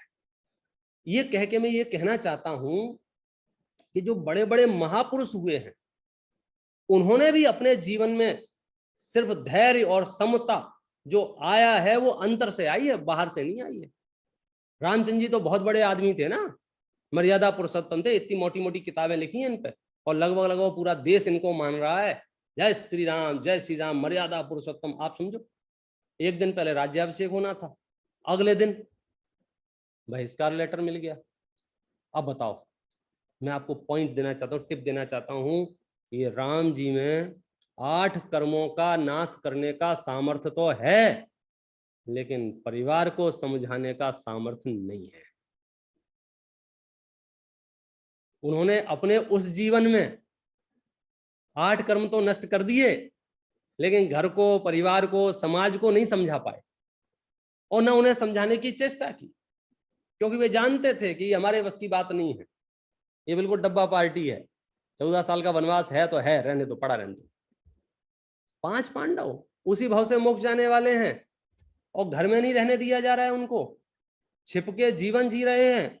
अर्जुन स्त्री का वेश बना के नगर में रह रहे हैं। कौन है ये अर्जुन, मालूम है आपको? उसी भाव से मोक्ष जाने वाले। तो आप बिल्कुल परिस्थितियों से निर्णय करो, मत करो कि इसका क्या होगा, इसका क्या होगा, अरे इसकी इतनी बदनामी होगी, अब ये मोक्ष कैसे जाएगा, अरे ये तो मुंह छिपा के जीवन जीना पड़ रहा है, ये मोक्ष कैसे जाएगा। सुनो, मोक्ष जाना एकदम स्वतंत्र और भिन्न प्रक्रिया है, वो मेरा निजी मार्ग है। बाहर में अखबारों में मेरे बारे में क्या छप रहा है, प्रशंसा या निंदा, उससे इसका कोई लेना देना नहीं। और शांतिनाथ भगवान इस बात के मजबूत समझो उदाहरण है।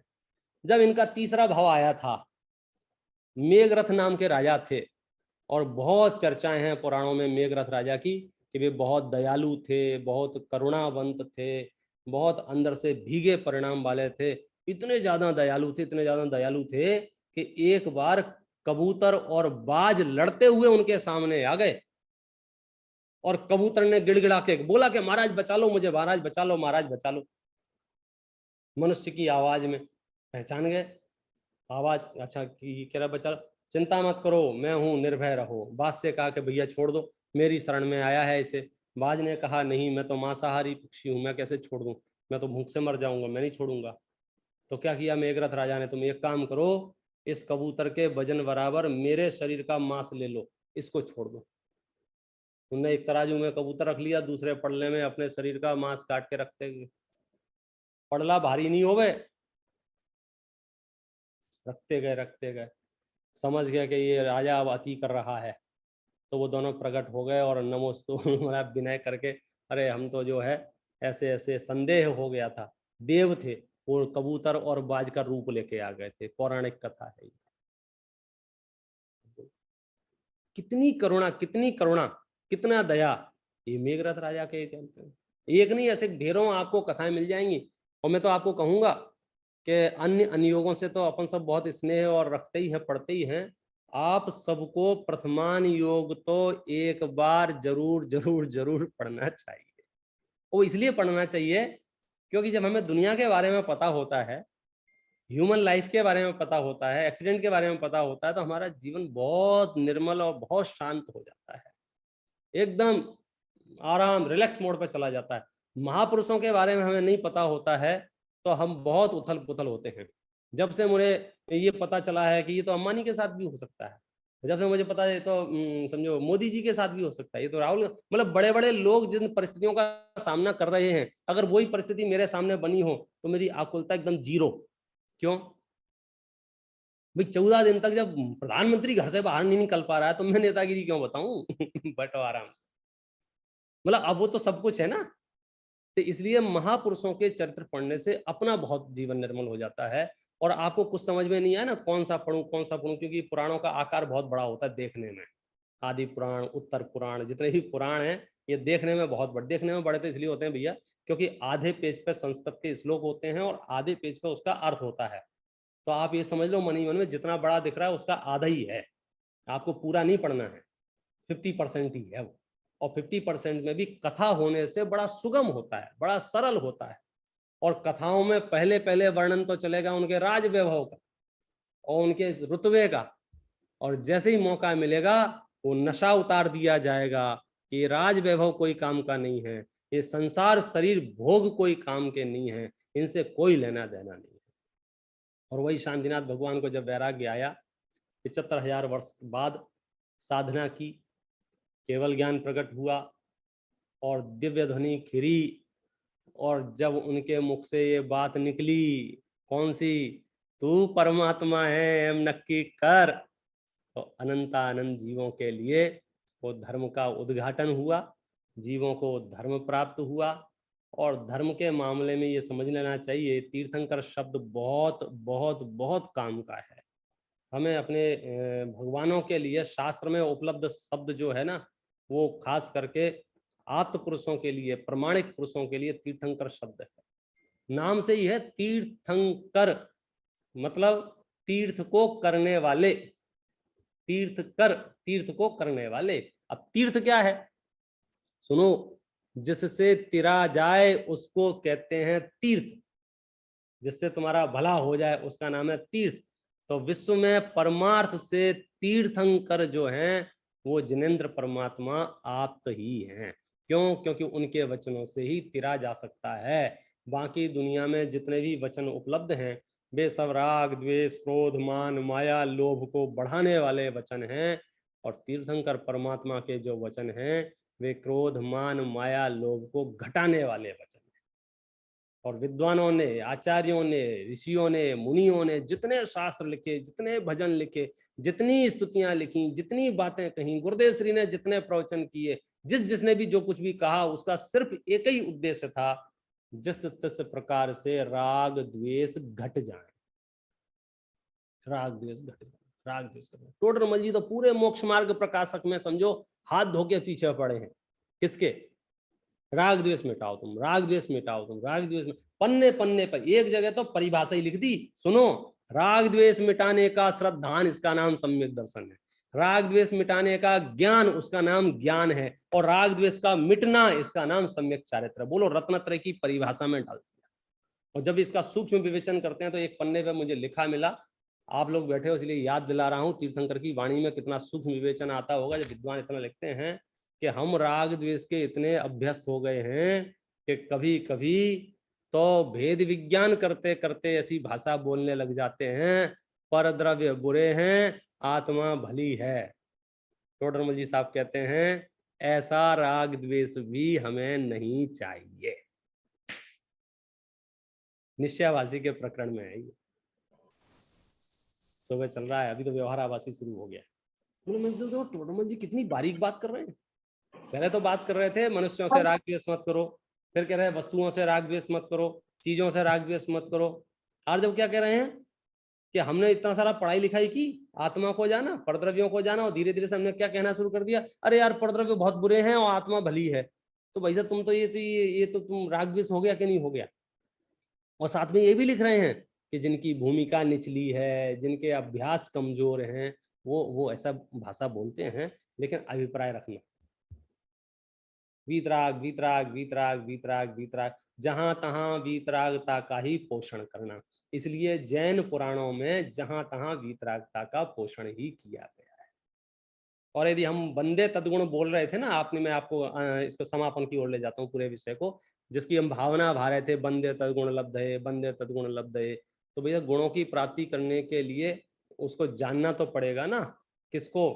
पहले जो 3 पद हैं, पहले 3 पद पता है किस चीज के हैं? ये पूरा ये मंगलाचरण, ये पूरा श्लोक जिनागम को समर्पित श्लोक है, 4 अनियोग को समर्पित श्लोक है। पहले अनियोग, पहला जो पद है वो प्रथमानियोग को समर्पित है, मोक्ष मार्गस्य नेतारम, मतलब प्रथमानियोग। अगला जो पद है वेत्तारम कर्म भूभृताम मतलब करणान योग। अगला जो पद है ज्ञातारम विश्व तत्वानाम मतलब द्रव्यान योग। और अंतिम पद जो है वंदे तद्गुण लब्धे मने चरणान योग। क्योंकि इन अनियोगों के बिना तो हमारे पास है ही क्या है, हम कंगाल हो जाएंगे।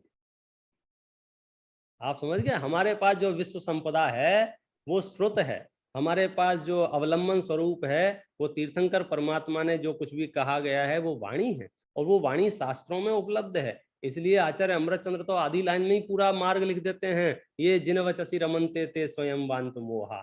जो जिन वचनों में रमण करते हैं उनका मोह नष्ट हो जाता है, स्वयमेव नष्ट हो जाता है, खत्म हो जाता है।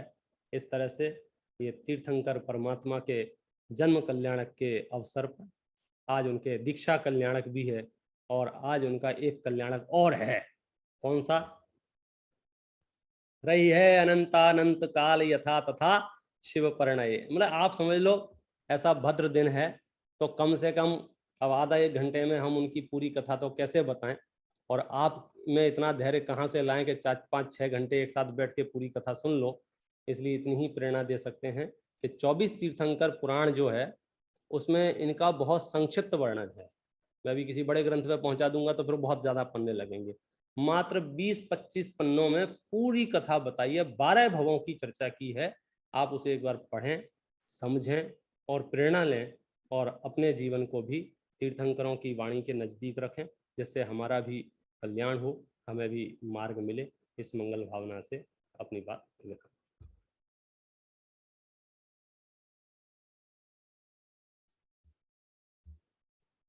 धन्यवाद देवी जी, बहुत जबरदस्त।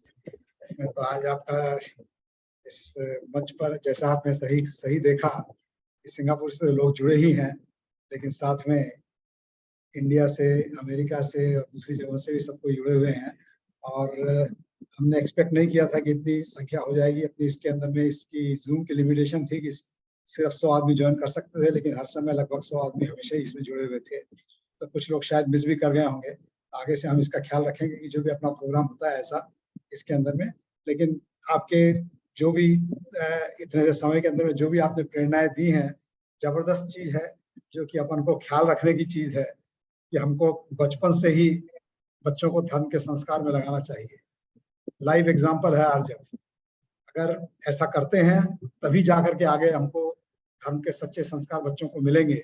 और हम जब उनकी उम्र, जब सचमुच यही होता है हम लोगों के साथ में कि जब बच्चे बड़े हो जाते हैं, जब हाथ से निकल जाते हैं, तब हम समझते हैं उनको संस्कारित किया जाए, वो बहुत डिफिकल्ट हो जाता है।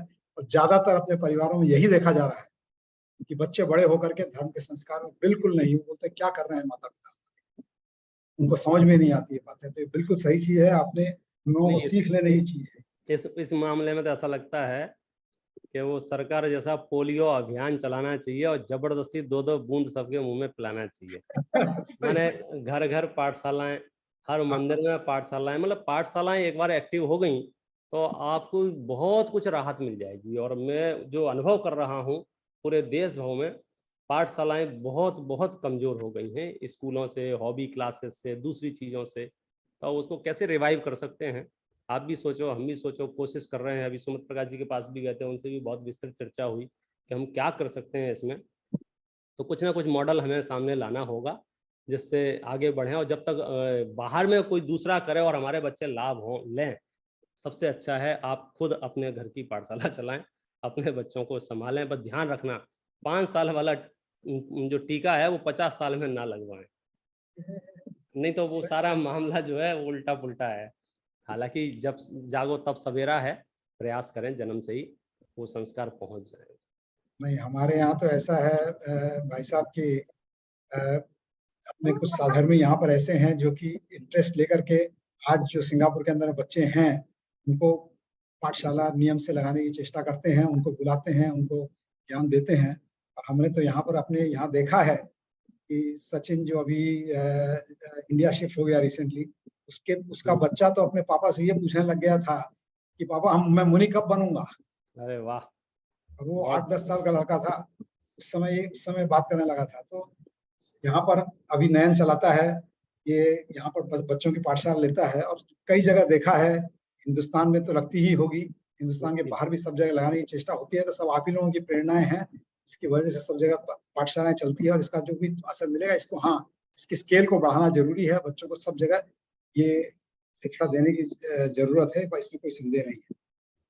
और आपने ये भी बताया कि बाह्य परिस्थितियों को, बाह्य प्रवृत्ति और परिस्थितियों को देख करके कोई निर्णय नहीं लो।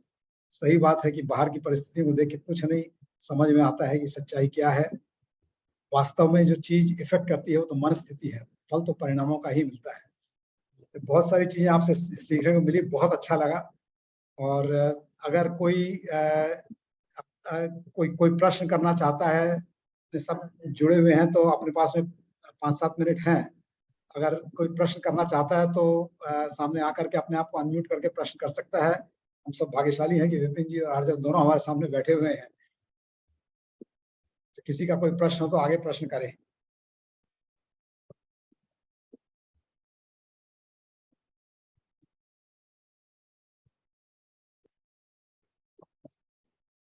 प्रथमान योग में प्रश्न कम होते हैं क्योंकि कथाएं होती हैं, सरल होता है विषय, अंतर चिंतन ज्यादा होता है कि मैं कैसे इसको फॉलो करूं। विषय समझने की दृष्टि से थोड़ी कठिन है, अब तो हिम्मत करके संकल्प लेने वाली बात है। सही बात है, सही बात है। आप लोगों की प्रेरणा मिलती रहे, यही चाहिए। और हमारा निवेदन है कि जब भी आपको रिक्वेस्ट करें, आप आइए। हम लोगों को संजीव जी तो हमारे साथ में जुड़े हुए थे ही, आप जानते भी हो कि बहुत नजदीक से जुड़े हुए थे, और आप भी अब जुड़ो तो इससे हम लोगों का जो मार्गदर्शन आज तक मिलता रहा है वो आगे भी चलता रहे, इससे हम लोग भी अपने इस जीवन को सफल कर सकें। यही हमारी विनती है आप लोगों से। और किसी का कोई प्रश्न नहीं है, मैं तो यही कहना चाहूंगा कि आपको और आर्जव को और जो जितने भी साधर्मी जुड़े हैं इसमें, सबको इस आयोजन से जुड़ने के लिए बहुत बहुत धन्यवाद। हम सबको सिंगापुर में आप जैसे विद्वानों का समागम मिलता रहे, हम सबकी यही भावना है। हम आगे भी जब भी ऐसा प्रयोजन हम आगे ऐसा प्रयोजन करते रहेंगे। और जो श्रावकगण जो यहाँ पर इन आयोजनों से जुड़ करके धर्म का लाभ लेते रहें, हमारी यही भावना है। और इसी भावना से हमने इसको आज के दिन कई ग्रुप्स के अंदर में मैसेजेस भेजी थी, और उसका फल हम देख रहे हैं कि सबके सब काफी लोग यहाँ पर इससे जुड़ गए थे। और समाप्त करने के पहले मैं एक बात और ये भी बताना चाहूंगा कि अभी जो जयपुर से जो साधर्मी बहन अभी जुड़ी थी, वो बता रही थी आर्जव संजीव जी के परिवार के बारे में। तो मैंने देखा कि किशनगढ़ राजस्थान से आर्जव की नानी जी तो जुड़ी हुई थी, शायद नाना जी भी जुड़े हुए हों, और वो सारा का सारे परिवार जो है स्वयं माने जो लौकिक में तो बहुत सक्सेसफुल है ही, लेकिन साथ में किशनगढ़ में मंदिर बनवाना, और ये सब अपने आप में जिन धर्म के जाने माने विद्वान हैं, रोज किशनगढ़ में प्रवचन करते हैं। आर्जव के नाना जी करते हैं, मेरे को पता है कि नानी जी भी करते हैं। मेरा कभी उनसे डायरेक्ट कभी संपर्क नहीं हुआ, लेकिन हाँ मैं जानता हूँ कि ये सब प्रवचन करते हैं, और इसी का ये फल देखने को मिलता है कि सारा परिवार धर्म से बंद न थतो अवाज है। अच्छा कोई अनम्यूट हो गया गलती से, आप तो बोलिए। हाँ ठीक बात है। आर्जव कुछ बोल रहे तुम? खैर मैं अंत में यही कहना चाहूंगा कि आप सब ने हमारे साथ में जुड़ने के लिए समय निकाला, हम इसके लिए आपके बहुत बहुत आभारी हैं। और विपिन जी आपको, आर्जव तुमको बहुत बहुत धन्यवाद। नहीं, हम भी आभारी हैं कि आपने ये प्रसंग बनाया, इस बहाने से हमें भी पन्ने पलटने का अवसर मिला कि चलो देखें। तो भाई सच बात तो यह है, इस काल में ये सत्संगति ही हमें सद्ज्ञान की ओर प्रेरित कर सकती है, सद्व्यवहार की ओर प्रेरित कर सकती है। क्योंकि विरले लोग हैं जो ऐसा माहौल बना के चर्चाएं हों, वार्ताएं हों। कम से कम हमारा आज का इतना समय तो समझो स्वाध्याय में या श्रुत के परिचय में या महापुरुषों के चर्चाओं में निकला, अन्यथा क्या कर रहे होते वो सब जाने। एक रिक्वेस्ट और करना चाहूंगी।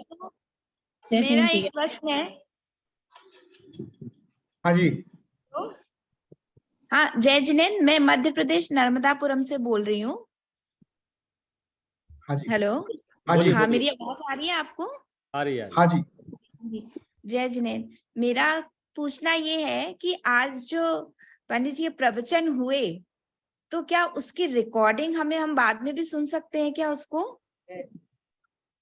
नयन, हाँ, रिकॉर्डिंग तो है। हाँ।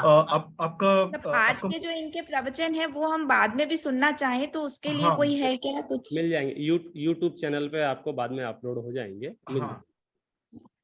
मतलब कौन सा यूट्यूब चैनल? जो भी है समझो 2 चैनल पे तो मिल ही जाएगा आपको, डॉक्टर संजीव जी गोधा और विपिन जैन शास्त्री। और बाकी जहाँ जैसा संभव होगा, सिंगापुर का कोई चैनल होगा तो वहां आ जाएगा, हाँ, जहां तहां इतने आपको अच्छे प्रवचन थे, मैं चाह रही थी कि मैं सबको सुनाऊं, मेरे तो आंखों से आंसू झरने लगे। बहुत अच्छा लगा। आपका नंबर मैसेज कर दीजिए, मैं आपको फिर अलग से भी सेंड कर देता हूँ रिकॉर्डिंग। हाँ जी बिल्कुल, धन्यवाद। मीटिंग चैट में आप अशोक अंकल जी, या मेरा नाम नयन है, तो आप मुझे मैसेज कर दीजिए। हाँ जी बिल्कुल। यही नयन है जो अपनी humble पाठशाला request चलाता है, पंडित जी साहब। नयन पाठशाला चलाता है यहाँ पर, और यहाँ के सारी बागडोर इसी ने संभाल रखी है। तो जितने सब जुड़े हुए हैं यहाँ पर, इसी के कारण सब जुड़े हुए हैं और सब धर्म के मार्ग में लगे हुए हैं। बहुत नयन, बढ़िया, अपनी पाठशाला के बारे में अगर कुछ बताना चाहो तो बोलो पंडित जी साहब, बताओ, उनको पता चले। अब पंडित जी, हम यहाँ पर 6-7 साल से पाठशाला चल रही है, और हम्म। बालबोध पाठमाला 1, 2, 3 वगैरह करी थी, और वितराग विज्ञान पाठमाला भी अभी चलाई है, भाग 1। बहुत बढ़िया। तो हाँ, नहीं, विदेशों की पाठशालाएं तो सब बहुत सक्रिय हैं। सभी जगह देखो, आज हम और आप जितने भी लोग हैं कहीं ना कहीं किसी न किसी पाठशाला से ही पढ़े हुए हैं, और आप जो कार्य कर रहे हैं बहुत उत्तम काम है। और मैं तो कहूँगा, अभी सब लोग सुन ही रहे हैं, तो जो रत्नकर्ण श्रावकाचार्य के ऊपर जो प्रश्न मंच होने वाला है, आप लोग मानसिक रूप से तैयार रहें। उसकी लिंक आ चुकी है, आप उसमें एनरोलमेंट करा लेंगे। 1 आध महीने बाद बुकलेट भी आपको मिल जाएगी, और जुलाई से समझो जुलाई मंथ एंड्स के बाद अगस्त से पूरे देश में और पूरे विदेश में एक माहौल क्रिएट होगा रत्नकर्ण श्रावकाचार्य के स्वाध्याय का, जैसा अपने मोक्ष मार्ग प्रकाशक का किया था सतपथ प्रश्न मंच के माध्यम से।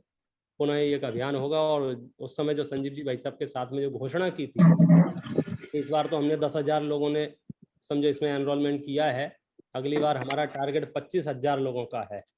तो हमारा जिम्मेदारी है, हमारी नैतिक जिम्मेदारी है कि स्वर्ग से यदि दादा और संजीव जी भाई साहब ऐसे नीचे गलती से झांक के देखें तो उन्हें संतोष होना चाहिए, या नीचे सब ठीक चल रहा है।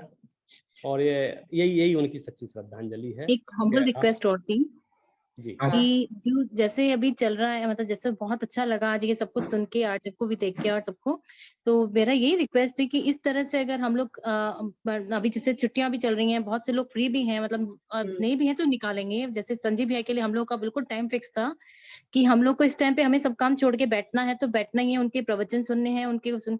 तो इसी तरह से अगर हम लोग ये जो है विपिन जी सर का और ये आर्जव का, इनका सबका सानिध्य मिले, तो हम लोग एक टाइम फिक्स करके कुछ जैसे आज भी बहुत कुछ ज्ञान ऐसा मिला शास्त्र, तो इस तरह से मतलब चलता रहे तो शायद हम लोग का भी एक रूटीन सेट हो जाए, और हम लोग भी कनेक्टिव, मतलब इनसे कनेक्ट होके और अपने आप को भी और बहुत से लोगों को इनसे कनेक्ट करें। तो ऐसे भी हैं ये लोग, अगर टाइम सेट कर दें कोई जैसे, तो बहुत बहुत मतलब विनती है मेरी कि ये हो जाए तो बहुत अच्छा है, क्योंकि संजीव भैया का हम लोग का एक टाइम फिक्स था, तो हम लोग अपना टाइम कैसे भी निकाल कर उस टाइम हम लोग को बिल्कुल एक अलर्ट हो जाते थे कि 8 बज गए, भैया का प्रवचन सुनना है, और 9 बजे तक उनका फिर जो भी मतलब उनका फिर रात को 10 बजे का भी उनका पास चैनल पे रहता था। तो हम लोग इतने कनेक्ट थे उस चीज से कि बस, और कनेक्टिविटी रहती थी तो मतलब चीज याद भी रहती थी कि हाँ आज ये है, आज ये पढ़ाया तो ये चीज ये अब दोबारा हमें करनी है। तो अगर आप लोग अगर ऐसे कर सकें तो बहुत बहुत मेरी हम्बल रिक्वेस्ट है, फिर आप जैसे भी देखें। ये अच्छी भावना है आपकी, और मैं जानकारी के लिए बता देना चाहता हूँ कि जो समय संजीव जी भाई साहब का चल रहा था, वो समय अभी भी संजीव जी भाई साहब का यथावत चल रहा है, और उस चैनल पे लगातार प्रवचन भी आ रहे हैं, लोग लाभ भी ले रहे हैं। साथ में समझो मेरा जो पहले का क्रम चल रहा था बीच में टूट गया था, बंद हो गया था 3-4 महीने, लेकिन पुनः सुबह संजीव जी भाई साहब का 9:20 से शुरू होता है, मेरा और उससे पहले 8:20 से शुरू होता है। और चूंकि यूट्यूब पे है तो आगे पीछे जाके भी अपनी सुविधा समय से सुन सकते हैं। और जुलाई के बाद अगस्त से शाम को रत्नकर्ण श्रावकाचार्य पर विशेष व्याख्यान और गैदरिंग, एवरी सैटरडे संडे गोष्ठियाँ, एवरी सैटरडे संडे वो चक्र वाला सिस्टम, वो सारा होने लग जाएगा। तो थोड़ा सा धैर्य रखिए और जुड़े रहिए, और चीज़ें चालू हैं और बेहतर होंगी और बेहतर होंगी। आर्जव को भी जब जैसा समय मिलेगा उसके भी व्याख्यान, उसके भी चीज़ें नियमित आपको धीरे धीरे सुनने को मिलेंगी। बस आपकी जिज्ञासा ही हमसे काम करवाएगी, और तो क्या करें। सही बात है, हाँ, सही बात सही है, बात है। सही बात है। भाई साहब वो नंबर मैंने सेंड कर दिया, प्लीज वो वीडियो सेंड करवा दीजिएगा, इसका रिकॉर्डिंग मतलब, सॉरी। हाँ जी, मिल जाएगा आपको। हाँ जी, मैंने नंबर भेज दिया है अपना, तो वो अच्छा, नंबर रिकॉर्डिंग। आ गया क्या नंबर नयन?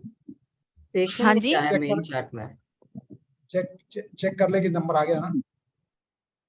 एक निवेदन है अशोक जी भाई साहब से और नयन जी से, क्योंकि आज जूम पर खाली 100 पार्टिसिपेंट ने इसमें भाग ले पाए थे। अपना जो विपिन जी का जो सतपथ फाउंडेशन का यूट्यूब चैनल है और जूम चैनल है, उसमें 500 से 1000 लोग भी एट ए टाइम जुड़ते हैं। हाँ, तो आज एक्चुअली क्या था कि आपका ये जो इनविटेशन था वो हमने चारों जगह वायरल कर दिया था, और कम से कम हमारे पास 30-40 लोगों के मैसेजेस आए थे कि भाई हम जुड़ना चाह रहे हैं लेकिन नहीं जुड़ पा रहे हैं। तो अगर आपको अनुकूलता हो गए, नेक्स्ट टाइम कभी भी ये करें तो सतपथ चैनल से अगर आप करेंगे तो 500 लोग एट ए टाइम जुड़ सकते हैं। जब जैसे हाँ, अनुकूलता हो। ये तो इन्होंने क्या है, सिंगापुर के लोकल के लोगों से रखा था और धीरे धीरे बढ़ते बढ़ते यहाँ तक पहुंच गया है शायद।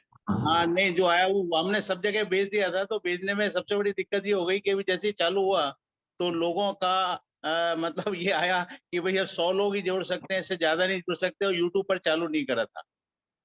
आगे आगे ध्यान आगे से ध्यान रखेंगे जरूर। हाँ, हम इसका ख्याल रखेंगे। अपने जो अपने मैं चैनल्स बोलना थे अपने चाहती पास हूँ। में, हम्म। अपने पास में दूसरे चैनल्स थे जिसके अंदर के थ्रू हम कर सकते थे, लेकिन इस जूम चैनल को यूज किया था कि हमको नहीं हाँ, पता था कि 100 से संख्या बढ़ जाएगी। बहुत अच्छा लगा, लेकिन बहुत दुख हुआ कि कई लोग मिस कर गए। तो इसको जैसा कि आप लोगों ने कहा, जैसा विपिन जी ने भी कहा, इसको अपन यूट्यूब में इन एनी केस लगाने का करेंगे, जिससे इसका लाभ लोगों को मिल जाए, और आगे से इसको अपन इसके अंदर में कैपेसिटी बढ़ी ज्यादा रहे, इसकी व्यवस्था आगे से रहेगी जब भी प्रोग्राम करेंगे।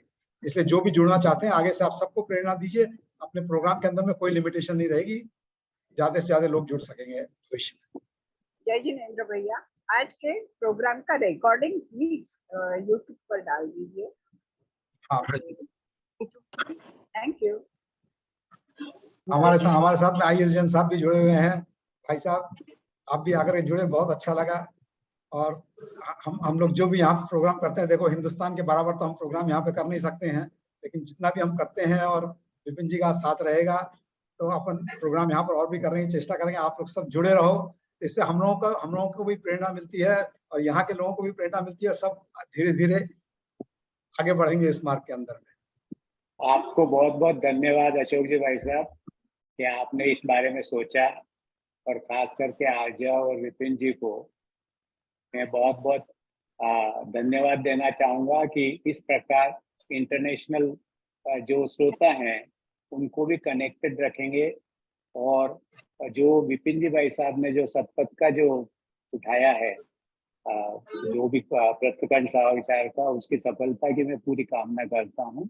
और आप ये प्रोग्राम जारी रखिए ताकि सिंगापुर के लोग बराबर उसकी वो लाभ ले सकें। जय जिनेंद्र। अरे अशोक भाई साहब, आपने तो बहुत अच्छा काम किया। आर्जव को आप लाए पहली दफे, क्या आपको बोलूं कि जो काम इंडिया वाले न कर पाए वो हमारे अशोक भैया सिंगापुर से किया। इतना अच्छा काम किया कि देखो आर्जव संजीव जी से डबल होगा सवाया। आपने इतना अच्छा काम किया है आज अशोक जी, मेरा भी मन भर गया कि क्या काम करते हो आप वहाँ बैठ के। अब आप वापस सिंगापुर आ जाओ, वापस सिंगापुर आ नहीं, जाओ। आर्जव को भी यहीं पे बुला लेंगे, आर्जव को यहीं पे रख लेंगे वापस। अरे आर्जव को तो अभी बहुत पढ़ना है इंडिया में भैया, लेकिन आपने जो आर्जव के लिए आज जो चांस दिया, और विपिन जी तो है ही अपने संजीव जी के भाई जैसे, और आपने तो पिता तुल्य का काम किया। बहुत बधाई हो आपको और अनिता को। हमारा यहाँ पे, आपको तो पता है, आपको सारा पता है अपना मंदिर जो कुछ भी अरे यहाँ पे मेरे बना को हुआ है तो सब पता है, संजीव जी का वन किया मैन हुआ शो है। हो आप। और जब जुड़े, सारा परिवार यहाँ से जुड़े, हम तो यही चाहते हैं। और अब मैंने कहा जैसा कि संजीव जी की जगह विपिन जी को लेना है, यहाँ पर हमारा मार्गदर्शन आगे आप ही को करना है। हाँ बस, और संजीव जी की गोद में आर्जव है, क्या बांधा है। अरे विपिन जी की गोद में। नयन भैया, आपने भी बहुत अच्छा काम किया, आपको भी खूब बधाई हो। टेक्नोलॉजी तो पता नहीं किसने शोधी होगी, लेकिन आपने बहुत क्लीन, मेरे को बहुत बार पौने घंटे के बाद मिला अंदर एंट्री। अरे बाप अरे बाबा, नहीं, सभी से क्षमा चाहते हैं, हम आगे से ध्यान रखेंगे। क्षमा नहीं नहीं चाहते नहीं हैं कि नहीं, ऐसा हुआ, अरे आगे से ऐसा क्षमा नहीं। क्यों, नहीं नहीं नहीं नहीं ऐसा नहीं, मेरे को टेक्निकल बहुत हाँ। बधाई हो आप सबको। अशोक जी बहुत बहुत बधाई हो, अनीता जी बहुत को भी धन्यवाद। बोलना। जय हिंद। अब स्तुति करेंगे। आरजे अब इसको चालू रखना है बस, बिल्कुल ठीक है, तो एकदम इसको चालू रखो, और बहुत अच्छा बोला, और बिल्कुल इसको चालू रखो जिससे कि सब सुने तुम्हारा। सब आज तुम स्पेशल अट्रैक्शन थे यहाँ पर आने के। ठीक है, सभी को जय जिनेंद्र। किरवाणी स्तुति कर ले नयन। हाँ। मिथ्यातम नाश वे को, ज्ञान के प्रकाश वे को, आपा बल भास वे को, भानु सी बखानी है, चहु द्रव्य जान वे को, विधि भान वे को, स्वपर पितान वे को परम प्रमाणी है, अनुभव बताए क्यों जी जताए वे को काहू न सताय वे को, भव्य उर अनी है, जहाँ तहाँ तार वे को, पार के उतार वे को, सुख विस्तार वे को, यही जिनवानी है। ये जिनवानी भारती तो ही जपूं दिन रैन, जो तेरी शरणा गए सो पावे सुख चैन, जावानी के ज्ञान ते सूझे लोकालोक, सोवानी मस्तक नमो सदा देत हूँ धोख। जय जिनेंद्र। सभी को जय जिनेंद्र। जय जय जिनेंद्र। जिनेंद्र। जय जिनेंद्र। जय जिनेंद्र। जय जिनेंद्र। जय जिनेंद्र। जय जिनेंद्र। जय जिनेंद्र। जय जिनेंद्र।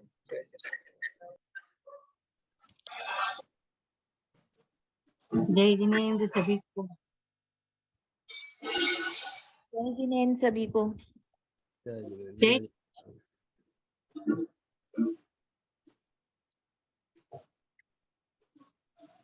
जय जिनेंद्र।